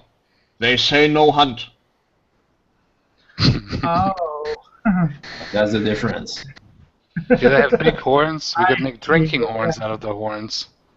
They have largest horns, horns of Brazorak. They have a place here. Some craftsmen make some excellent drinking horns. That would be something to show off. Think about it. Somebody asks you, "Oh, great drinking horn." Yes, I killed the beast that it was on. Yes, that spirit of Brazorak. Kill great beast and claim prize. Yeah, I guess so. So then I look over to the dwarf. Do you have any ideas on what we should bring along with us? Well, I have not yet, but I can make a list up tomorrow. What I think we should bring, but I would definitely suggest that we should think about some kind of carrying capacity increasing item. Maybe a carriage, or maybe a couple of horses, or something like that. So you don't think we should go by river? Well, the river only takes us that far, and somewhere we'll stop. And then we are in the middle of the Orkland with no way, and we would have to leave whatever we take as a boat behind. How about we just everyone takes a horse. With the wagon, we might be able to carry more, but we're not as mobile if orcs do attack us. If we need to get out there, then we can get out fast. I'm not used to ride. Also, Well, the maybe- more animals we take, the farther we can be seen from. The same goes for a wagon. Wagon is also problematic if we get into swampy areas or something. That's what I was thinking Not about. only that, but while a horse can run faster in the short game, people tend to move faster in the long game. Unhorsed, overland, they don't have to take as many rests. Also, in my experience, people don't get killed as easily if they have no horses to be stolen from them. I don't know if this will hold true for the Orkland, but if we have horses, we are a natural target. Do orcs ride? So I look over at or Borkai. should I rather ask, do they eat horses, Orkai? Horse good, but some now do as you humans do and take orcs for sitting on. I guess. I heard makes meat more tender. I don't know. Boar is just perfectly fine. I'd rather just ride a horse. Although old horses, that's a pretty cheap meat too. Not too frowned upon. I guess elves would really frown on that. And again, elves Oh, frown on a lot of things. Well, this elf frowns on a lot of things, and he has no sense of humor at all. oh, he's getting used to my jokes, little by little. I have a joke. I have an elven joke. Do you want to No. hear it? He's not here. So, yeah, tell. Tell. Okay, we are in Towel. We have two elves. We have Fail and Gale. Fail finds something on the ground. It's a mirror. He looks at it, and he's quite concerned with what he's seeing. And Gale say, "Hey." Fail say, I don't remember this guy." And Gale take the mirror and looks at it. "Yes, you know him. It's me."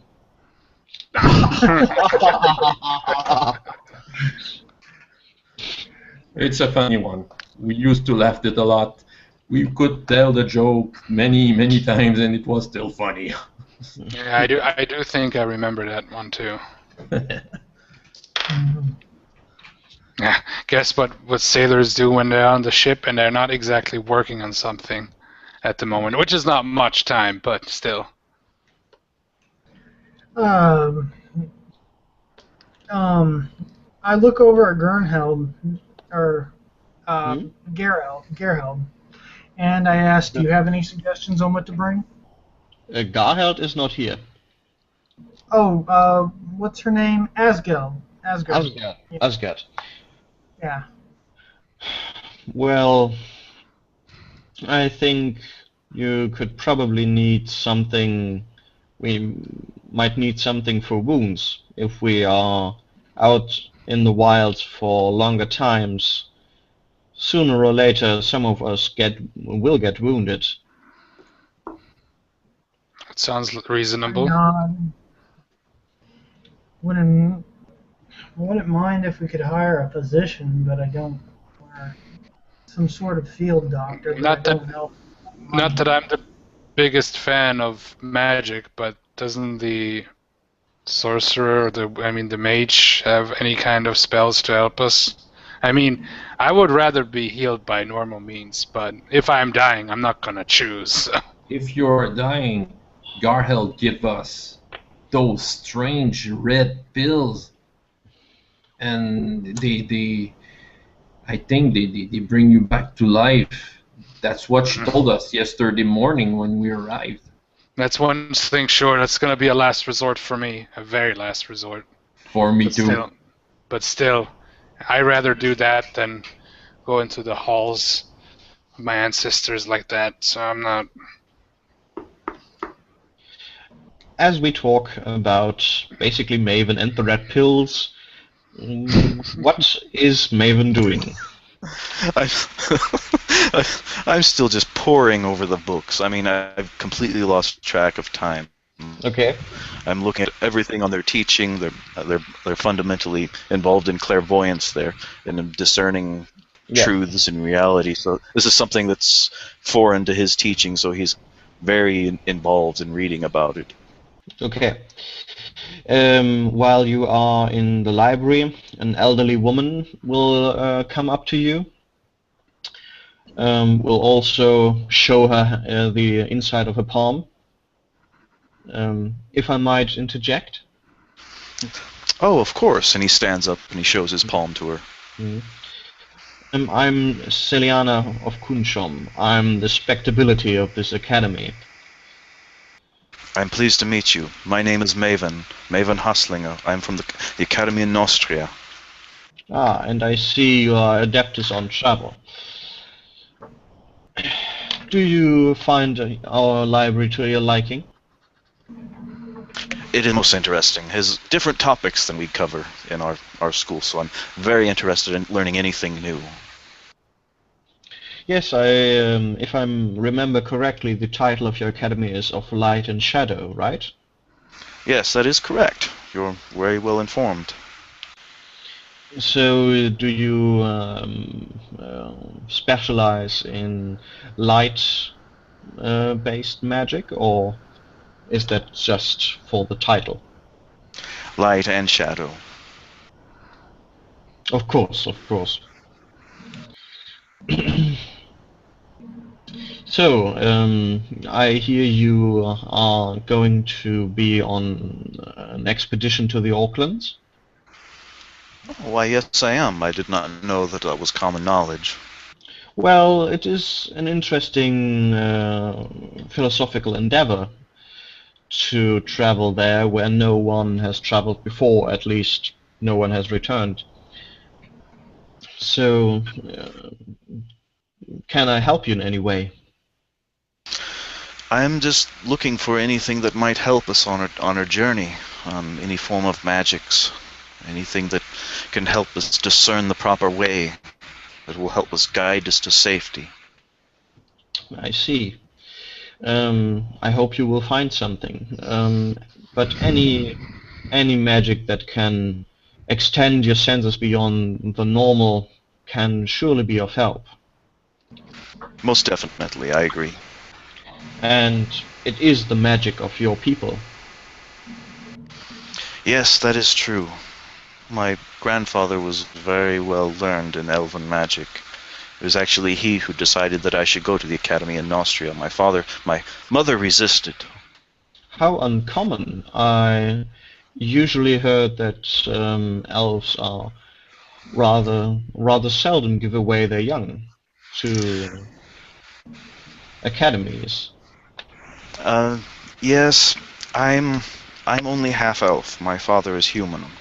Ah, And I was actually quite the most impatient of my clan, and their way of teaching is rather different than the academy. It's can take 100 years to master anything because they wish to learn every possible angle on it, every possible way of confronting something, and that's just the elven way. And it's not only to take, but also to give in return, so if there's an equal exchange. I see, I see. Well, if you have any more questions, feel free to visit me in my office.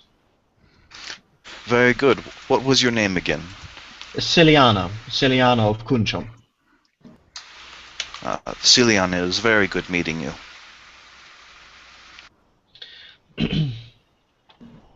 Yeah. I sit back down and go back to poring over my books. Okay. And back to the tavern. Or rather, when I look at the watch, we are nearing the 2-hour mark. Okay. So, if you oh. want anything done in this session, then now's the time. I just want to talk to you about my character still afterwards, but yeah. Yeah, we can do that afterwards. Right. In game, I'm fine. Okay. Well, Oh. I did have an appointment to. Whoops. Sorry. Go ahead. Oh, I was just saying I'd forgotten how much experience we had last time. I'd like to. In total, you have now 150, and the last time I gave you 100. Okay. I was supposed to have a meeting at Swasnir Temple. Yeah. But I would rather do this in the beginning of the next session. Because I guess it could be long. It could be a bit longer, maybe 10 minutes or so. Yeah. Well, if it's 10 minutes, I have no problems with that. Okay. I have a question. Wouldn't your character might also be not believing in Firon, the god of hunting? Or at least in part? I will come to that later. I have Okay. Sorry, I don't want to, just... But maybe. But I have an appointment to Swafsnir because of our first adventure. And he told us that he could maybe offer something for our expedition because we were good to Swafsnir. I might go too, since my character, is a Thorvalian, believes in Swafnir too, so... We can go together. You will hear the An tale. offering would be good, probably. Okay. Good. But I asked Marvio, do you want to come along? Because I think you want some proof of our adventure when we fought that Kraken. Oh, Yeah, that sounds great. I will come. I mean, it's always good to get the blessing of Swafnir, even though we're not going through the sea, but still, his influence ranges to many places. So yes. yes, yes, of course I'll come with you. It's actually sad I wasn't able to make it beforehand. I wish Mavon could be there. He's probably busy in working with whoever. I don't know. This is like a place for true believers, I guess. I'm not a very religious person, but when it comes to that, I know the dwarves and the elves have their own beliefs, and I respect that. I But just want yes. them to be there to testify the truth of what I will say. I don't know. Oh, okay. Yes. Okay. I'm not that much a religious person, but if they can give anything that could help, I'd like to. Well, I would go to the temple before a really big and dangerous battle or a mission. But Okay. usually, yeah, I believe it's the deeds you do that the gods favor most. Okay, so we're going there. Yeah. Okay. Agreed. Again, just bringing up the map. As you can see here, I hope you can see, the house in the red circle. This is the Swafnir temple, built from the outside to look a bit like a whale. When you enter, the walls are adorned with the gifts of the sea, with stuffed fishes and so on. And in there you will find Vyarla, the priest you met last time. It was yesterday. Or yesterday. Was it yesterday or was Yes. one day before that? Well, I think it was one day before that. Anyway. Yeah. Session 1 through 5 is the same day. Really? Yeah. Okay. Yeah. Okay. Oh. Infinity. Yeah. So now Sorry, I had to say it. Yeah. Now I'm back. Okay, so you find Vyala, who is just tending the shrine of Swafnir. Yeah. Is it a he or she? Just asking quick. He is a he. Okay, I just didn't know about the name. It could have been both. He's in a blue robe with a helmet that's formed in a way of maybe a dolphin or something. Yeah. And once he notices you, he turns around, stands up. You have returned. Of course. And I have brought with me Marvio, who was there when the tale I told you happened. I have also. Yep. I'm honored, servant of Swafnir, the great master of the sea. There you are right, son. You are? I am Kondar Eriksson. Good to meet you, Kondar. Can I do anything for you? Oh, I just would wish a blessing of Swafnir and give a small offering. Very well, very well. Now to you. I have spoken with the captain of the Snake Eater and with the crew, and they have confirmed what you told me. And in the name of Swafnir, we have to thank you for helping this poor creature when it was lost. Like we, as a people, were lost when Swafnir helped us. To find Yes. land when there was only water. To find food when there was none. To find drink when there was none. Yes. Please, retell the tale so that Swafnir might hear.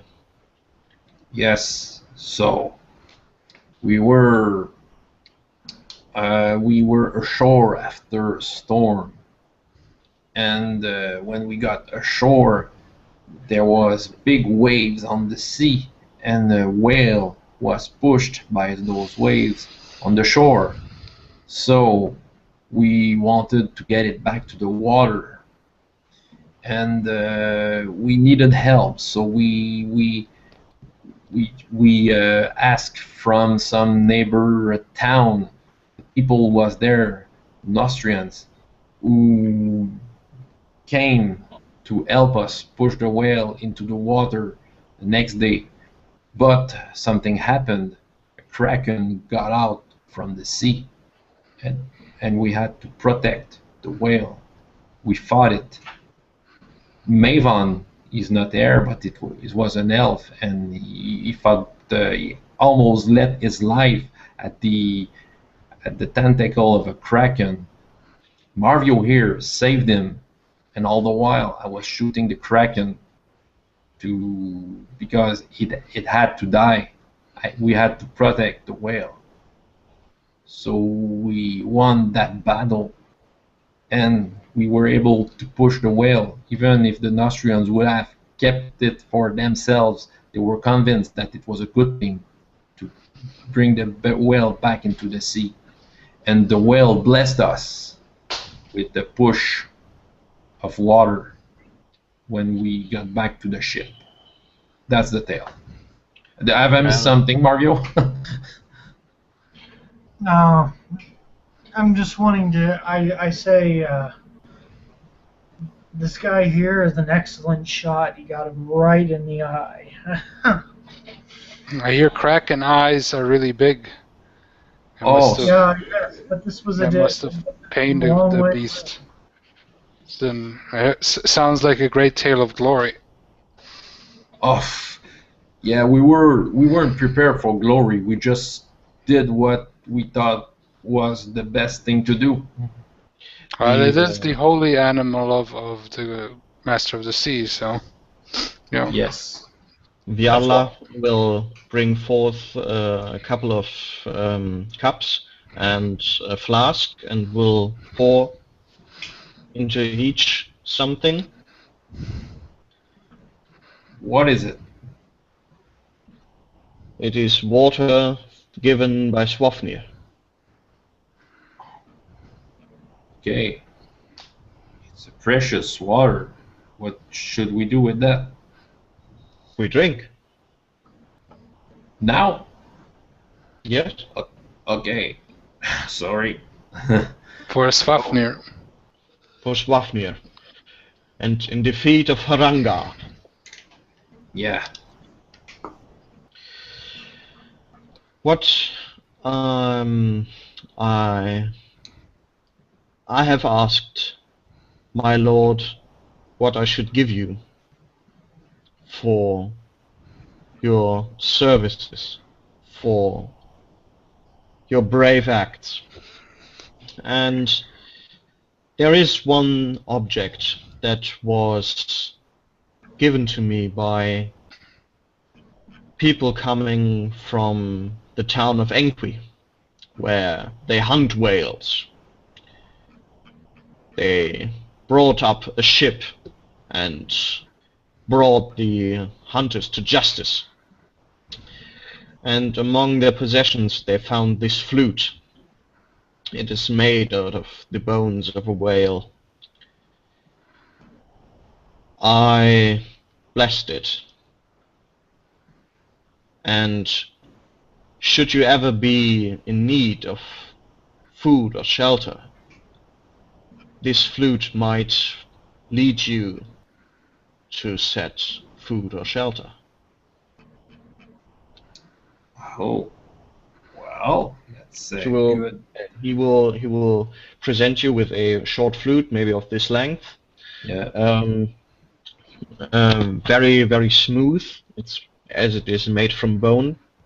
Okay. With only three tones. Okay. I look at it and with with amazement and fascination. So it really is a bone of a whale. Yes. Well, we have a good flute player in the group, so I guess we will find good food.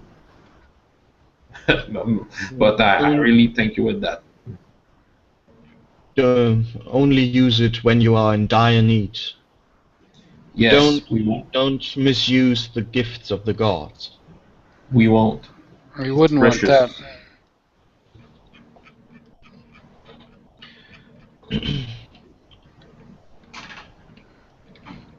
Now, go forth and do more good.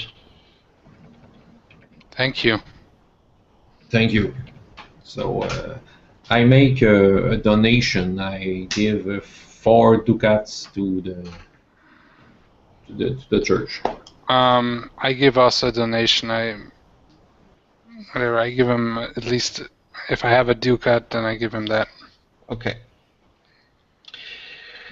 Thank you very much for your offerings. Okay. Okay. I think this is probably now a good spot to end the session. Mm-hmm. Well, my checklist is quite over for now. Okay. Any comments on the session? Anything that you want to change? Anything that was good? I enjoyed it a lot. I like the way you explained Thorwall and everything. It's a really cool setting, and yeah, it was. I enjoyed it. Then again, I've only played now one session, but I enjoyed it. Well, I enjoyed it too, and it's good to have someone who knows the Dark Eye. Having a new player who is used to it, I think it will help to bring the setting more alive. Yeah. It's like I haven't played the 4th edition yet, so this is a little bit new to me, but it's similar somewhat to the 3rd edition, and the setting and the fluff is pretty much the same. Yeah, exactly. So as I said, don't worry too much about rules. Most of it I don't use, and the ones I use are mostly the same as 3rd edition. So right. But I still need some armor and weaponry, something that when I actually do fight, that I'm not just swinging with something. I pull out my axe that I don't have. Oh, great! I'm just naked in the field. We will see to that. Yes. But that's why I said Firon, because he's like the god of the hunt, and see why I like a hunter and a wildsman. You might believe in him too. Well, I'll take note. Firon. Firun. He's also a god that's often worshipped by Thorvalians. Yeah. Okay. But you might also you might have a somewhat two-faced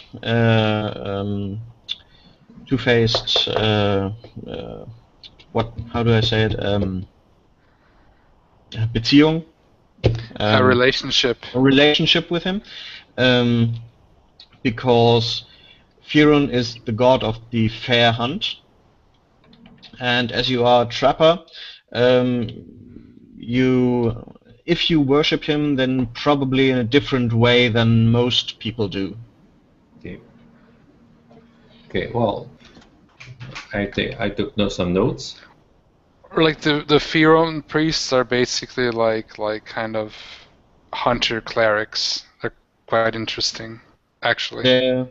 there's very few Furon temples actually, because they usually are only to be found in the wilderness. Yeah. Okay, probably I've never met a temple or anything, but in the name of Firen and the You little would probably know the god, but as you said, you probably had never had the chance to speak with a priest or see a Yeah. temple. Okay. I would imagine, I'm just guessing, but maybe that there would be maybe a small shrine or statue in the middle of the woods that is kind of old and stuff, maybe from the bear, but I don't know. I don't remember it that well, but yeah. Okay. Okay. Any more comments? No, it was fun. I like the just in-character conversation. It's always fun. Yeah. Yeah, it was a very good game. I liked. I kind of liked the interrogation because it kind of seemed like something that would actually happen. And since I mean, I wasn't really worried about getting caught because I knew what I was saying was true, and if the mages would probably be able to find evidence of that, since she seemed confident that they would if they get it checked out. So, I mean, I was more bummed than I was nervous at the thing, or my character was. But I did kind of like the process. It did seem really interesting. Mm. Yeah. Good to hear. And We one, had one. Oh, sorry. Just go. You. Okay, well, we had one dislike last week. Did you see that? Yeah, but I also got someone sent me a video of a religious text, so I believe that was probably someone who wanted to rescue my soul, or our souls. Mazes and Monsters is a dangerous game. Yeah. Far-out game, there we go. Is it just a game? Is it? Yes, it is. That's what you have to answer every time. But Well, no, not to play Mazes and Monsters. one thing I do miss a little bit as somebody who grew up. I'm missing maybe that will come up, but the awesome incantations. But since they're like German and pseudo-Latin, they're hard to translate, really. It's impossible. It just works in German, really. Yeah. But they have actually made it. One or two spells they changed the name of the spell so that the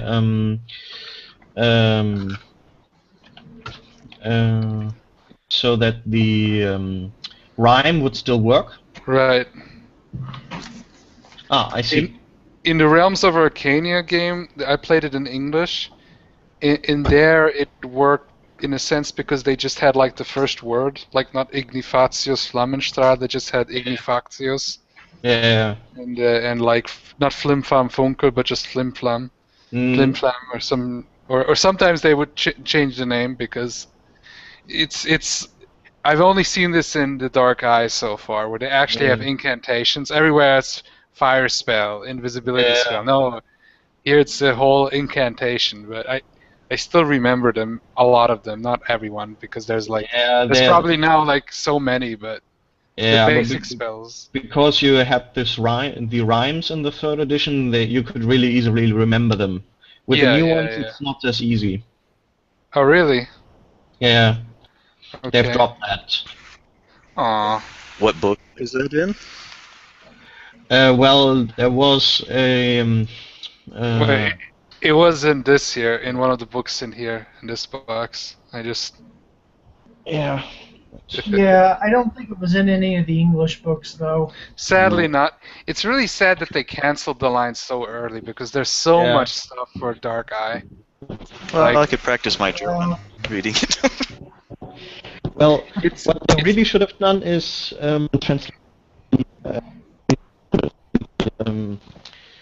the magazine.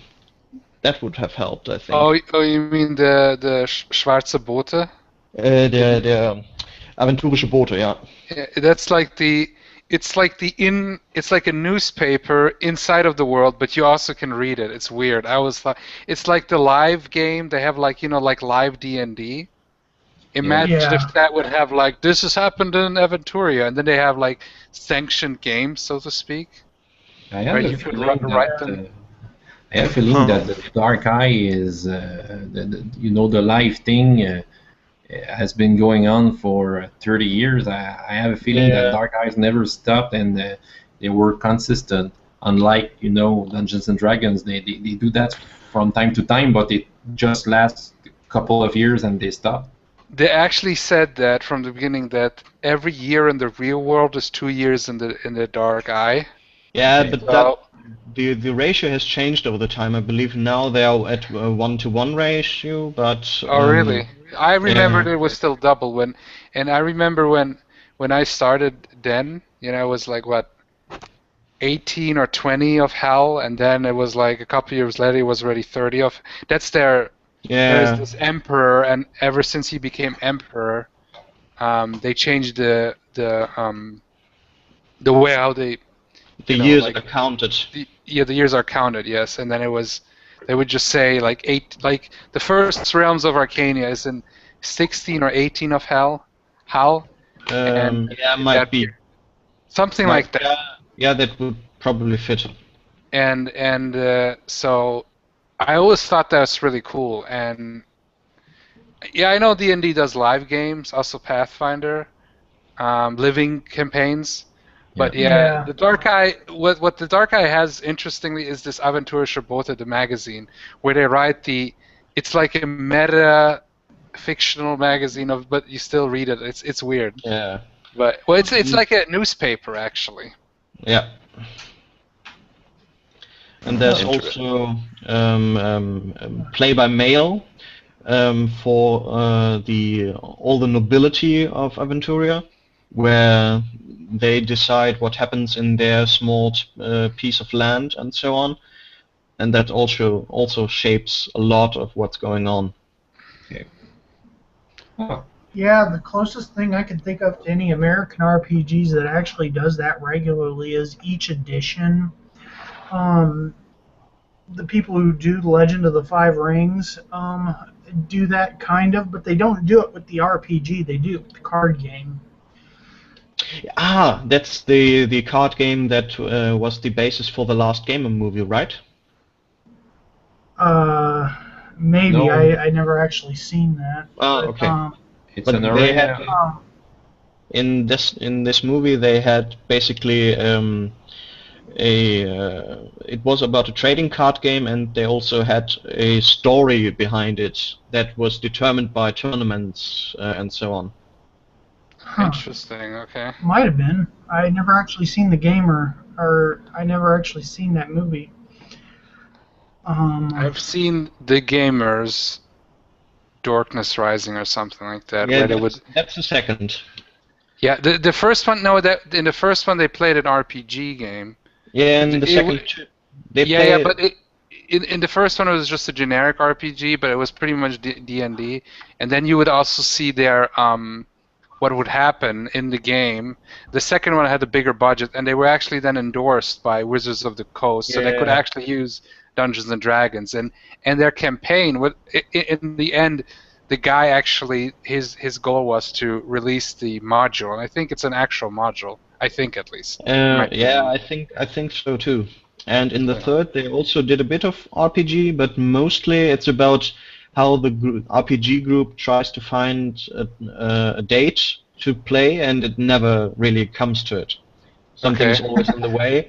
I haven't And seen the in- third one yet. In, So in yeah. the background, there is this card tournament that one of them enters to impress a girl, and there is then basically it's the story of the tournament and the story of the characters of the cards that are in the tournament. It's kind of interesting. It's sort of into the fantasy land and how it is determined what happens there. through the cards tournament. Right, right. Okay. I haven't just a seen the second. third one yet, but it sounds interesting. Yeah, just a second, guys. I'll have to hang out. Okay. Hang out. Well, hang, You need yeah, to hang because out at the hangout. Yeah. because it's really late, and having No problem. but I'll It's watch. 22. Yeah, well, we'll see each other next week, and it was very pleasant. I have to thank our game master for that, and all of you, because it's fun. Yep. See you Once next again, week. a fun game. Was nice meeting you and talking to you and playing.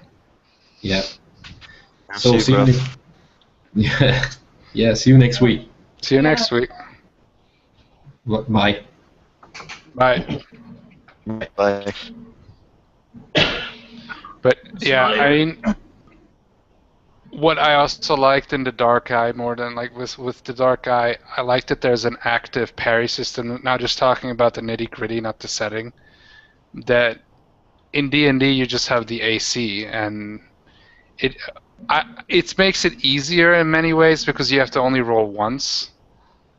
But like you could, it's kind of simulated in a way if you're dexterity, but in the Dark Eye you could have really shitty armor, but if you're good at parrying, you can stop it, or you could have really good armor, but you could be shitty at parrying. It's anyway. I think that's one of the things I really liked always, and the spell system and the character classes. Of course, I didn't get to play a Shelm, but I think with this campaign it makes sense.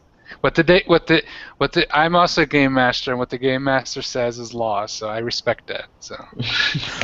Thank you. The Shelm, I wouldn't even know how to translate. It's probably it would probably be the changeling, wouldn't it? It's like a harlequin, like a fool on a the fool on a royals thing. It's basically a changeling. He's when in the stories when the kobold robs the kid of the child, the baby from the parents, and then he replaces it with his child. Then that baby, what happens with it? Well, it's raised up by the kobolds, who are in the Dark Eye. They're more mischievous, and they learn all these spells. But then when they get too big, they get kicked out of the kobold realm, and then you got these Shelms. So their specific magic is all about trolling and jokes. And, and that's actually pretty cool. I played a Shelm. It's pretty fun. They are interesting, but they can also really derail a game. Like go ahead. Oh, I just wanted to say I played it when I was a kid, and I remember having a lot of fun. My brother played this campaign, this module, Farta Corizande. You know what I'm talking about, Mervyn.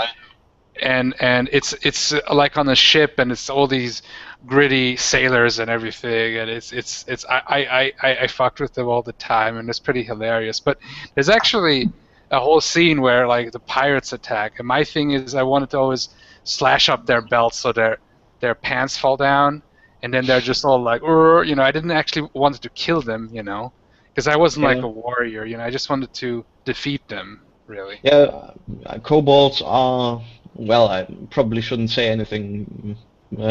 You really have to live through it, but yeah. It's hilarious. It's very liberating for the GM, because even in the book they say magic. They got infinite astral energy. Don't worry about rolling for spells. Just do whatever you feel like. Yeah. Just don't be like, it has to be mischievous. They don't directly harm you unless you pull on their beard.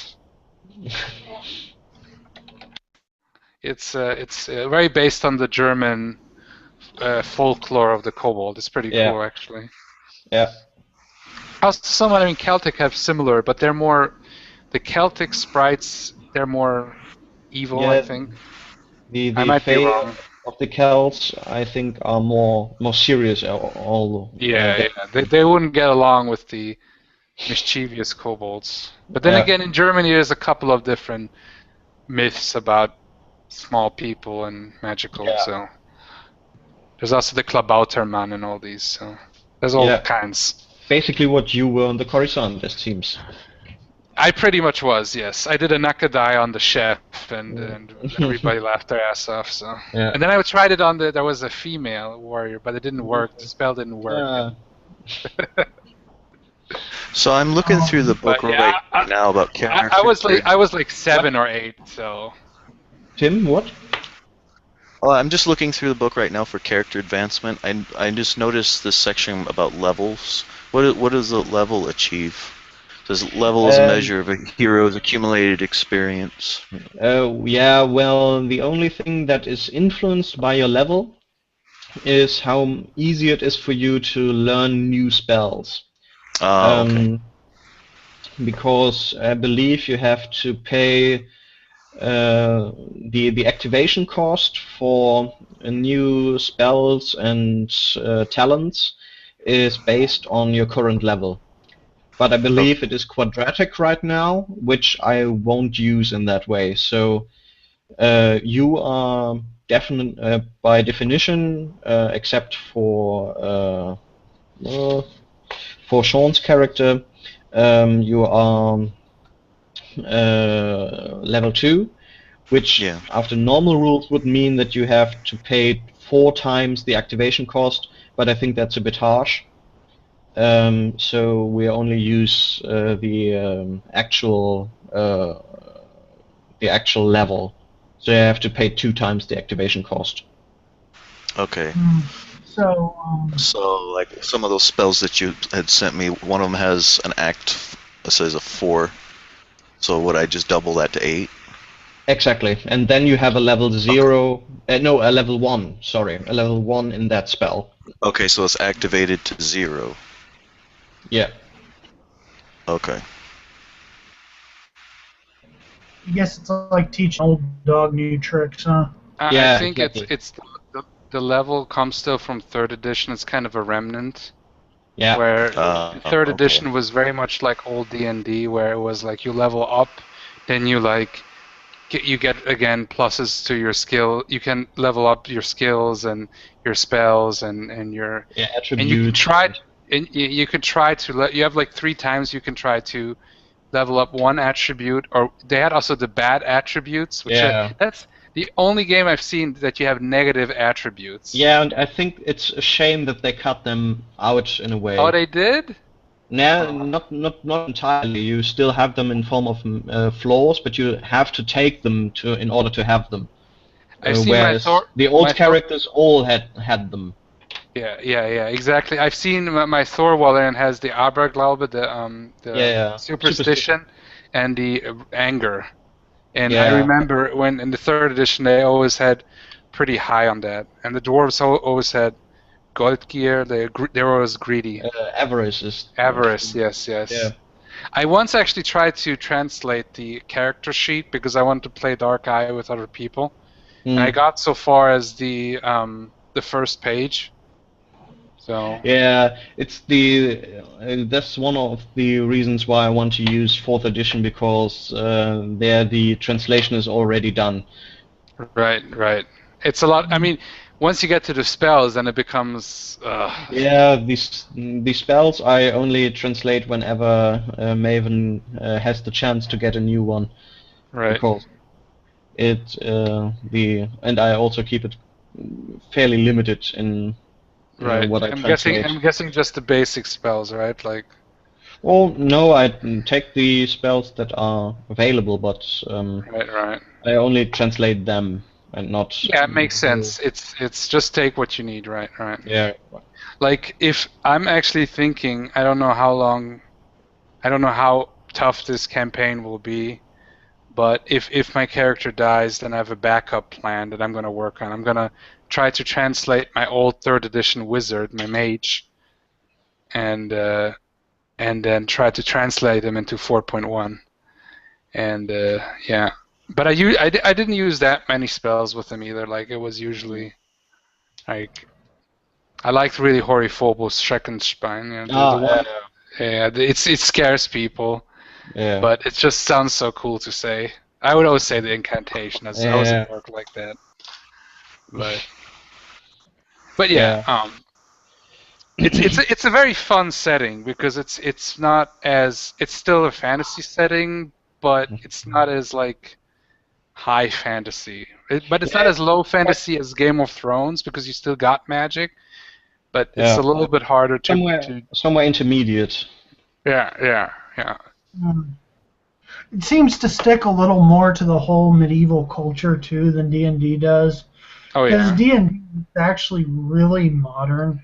It's just, it's modern in the social sense, but it's very, it's Yeah, and pretty much. also one Over. major difference I think is also in D&D it's really all about killing stuff.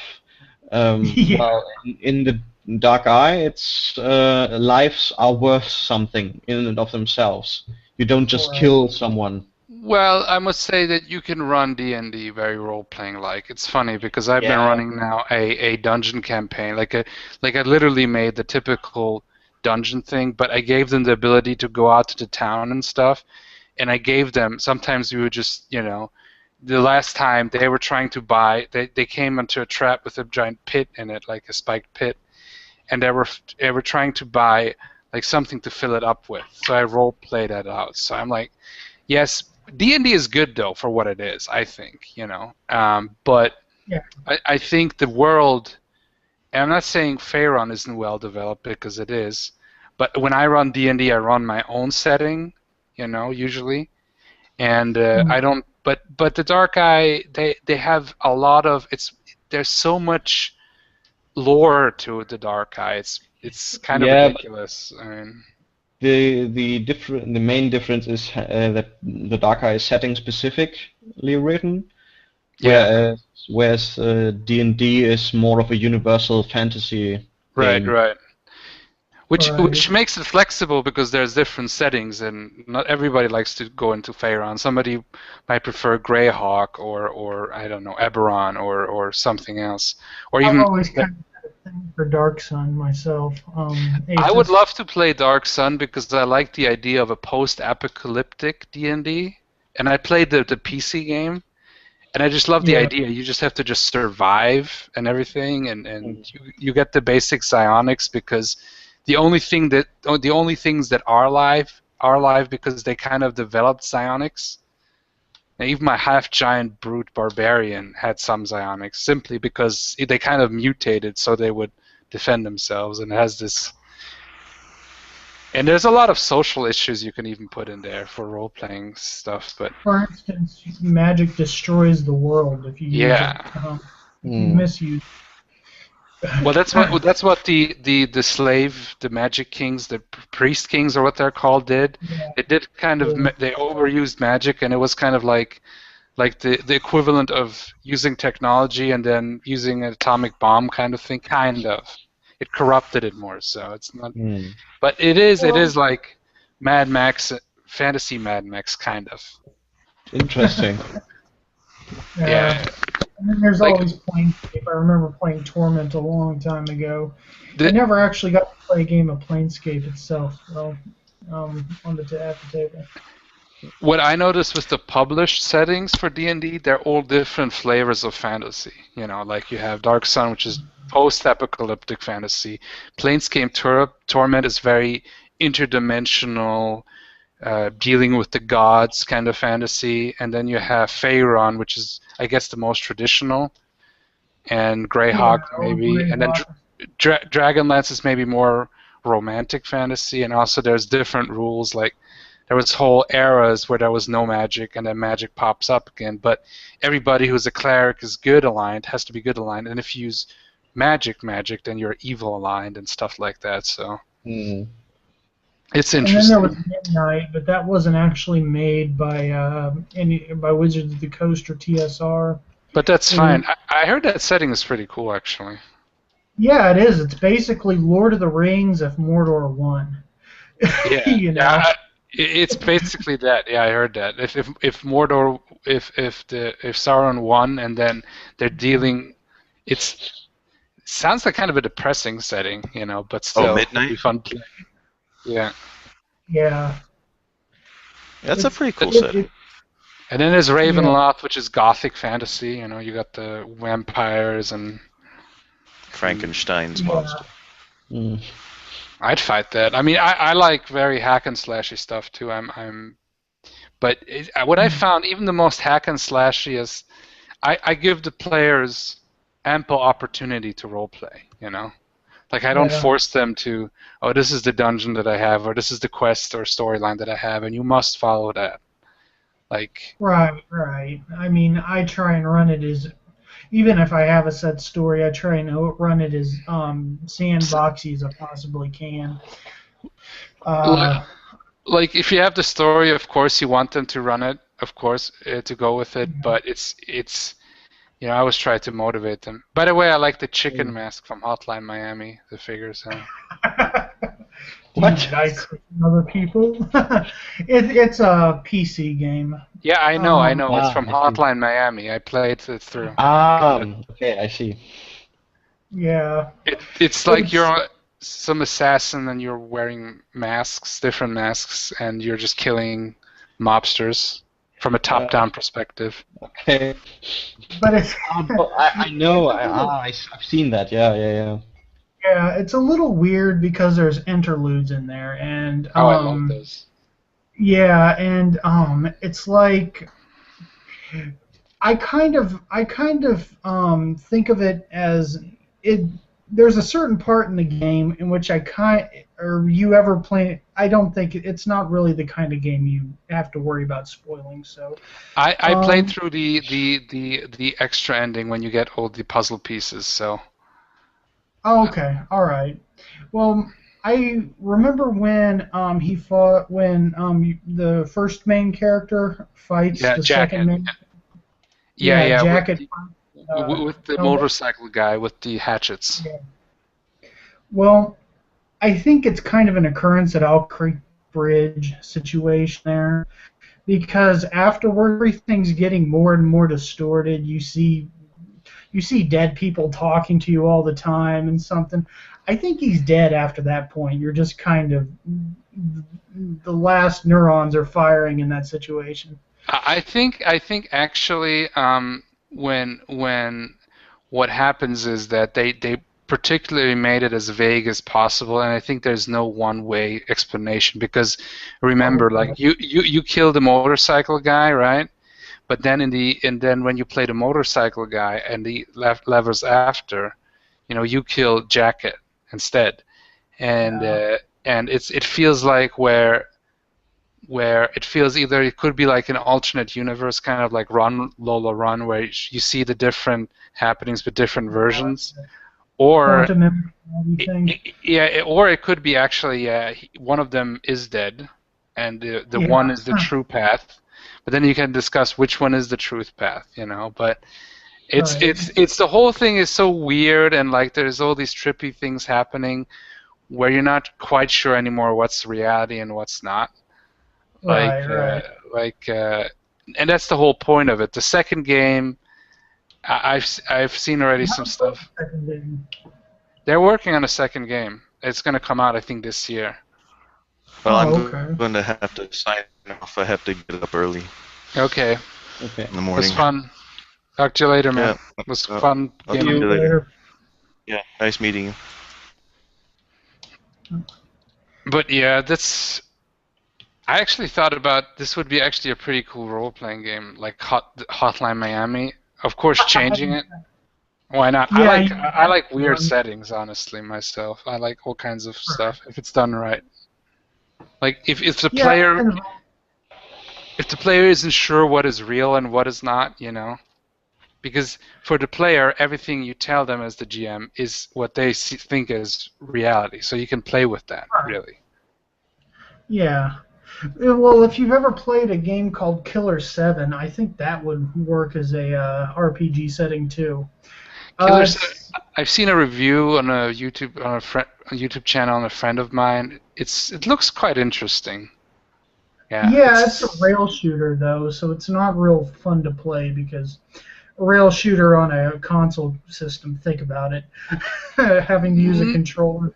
Yeah. Well, what I would do with a rail shooter, if I could, I don't have a console, but if, like with the rail shooter with the mouse, that's fun to play, I think. But it's always the best if I could get like a gun accessory, you know, to just point and shoot. Yeah.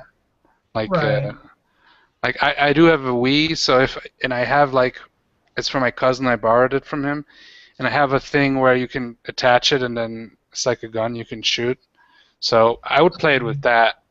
But yeah, a joypad, yeah, that's. Yeah, That sucks. that's my biggest problem with it. But I've seen all the cutscenes. I haven't actually played all the way through the game because I just got frustrated with it. Right. But well, I guess if you haven't played it, I'm not going to spoil anything. No, I might actually play it because I do want to get a PlayStation 3 once I can afford it. But they're becoming really cheap now, so. Right. You have to go to work soon, don't you? I will have to quit out in a short while yet. Yeah. Okay. I don't want to keep you up too late, or keep you here too long. Okay. So, yeah, I'm gonna be going to it. I wanted to ask you just about my equipment. So, or should we do this another time? we can do this another time. Maybe. Let's do it. Yeah, it's no rush. Right now, I didn't Yeah. need any of it right now, so Yeah, it was right. all pure role playing. So. I think if you look at basically if you say you want a scrudger and a long I think I got dual wielding, chainmail. I think I got dual wielding, so I might get like a saber or maybe a knife as a secondary. But I'll Okay. check it. I'll check my character sheet one more time. Yeah. Okay. Okay. Yeah. If chainmail, Yeah. then the long shirt is no problem. Yeah. And a secondary weapon like a dagger or something is also no problem. Like I've purposely chosen not any super fancy, expensive weapons, you know. But the Scrudge I think would be appropriate, you know.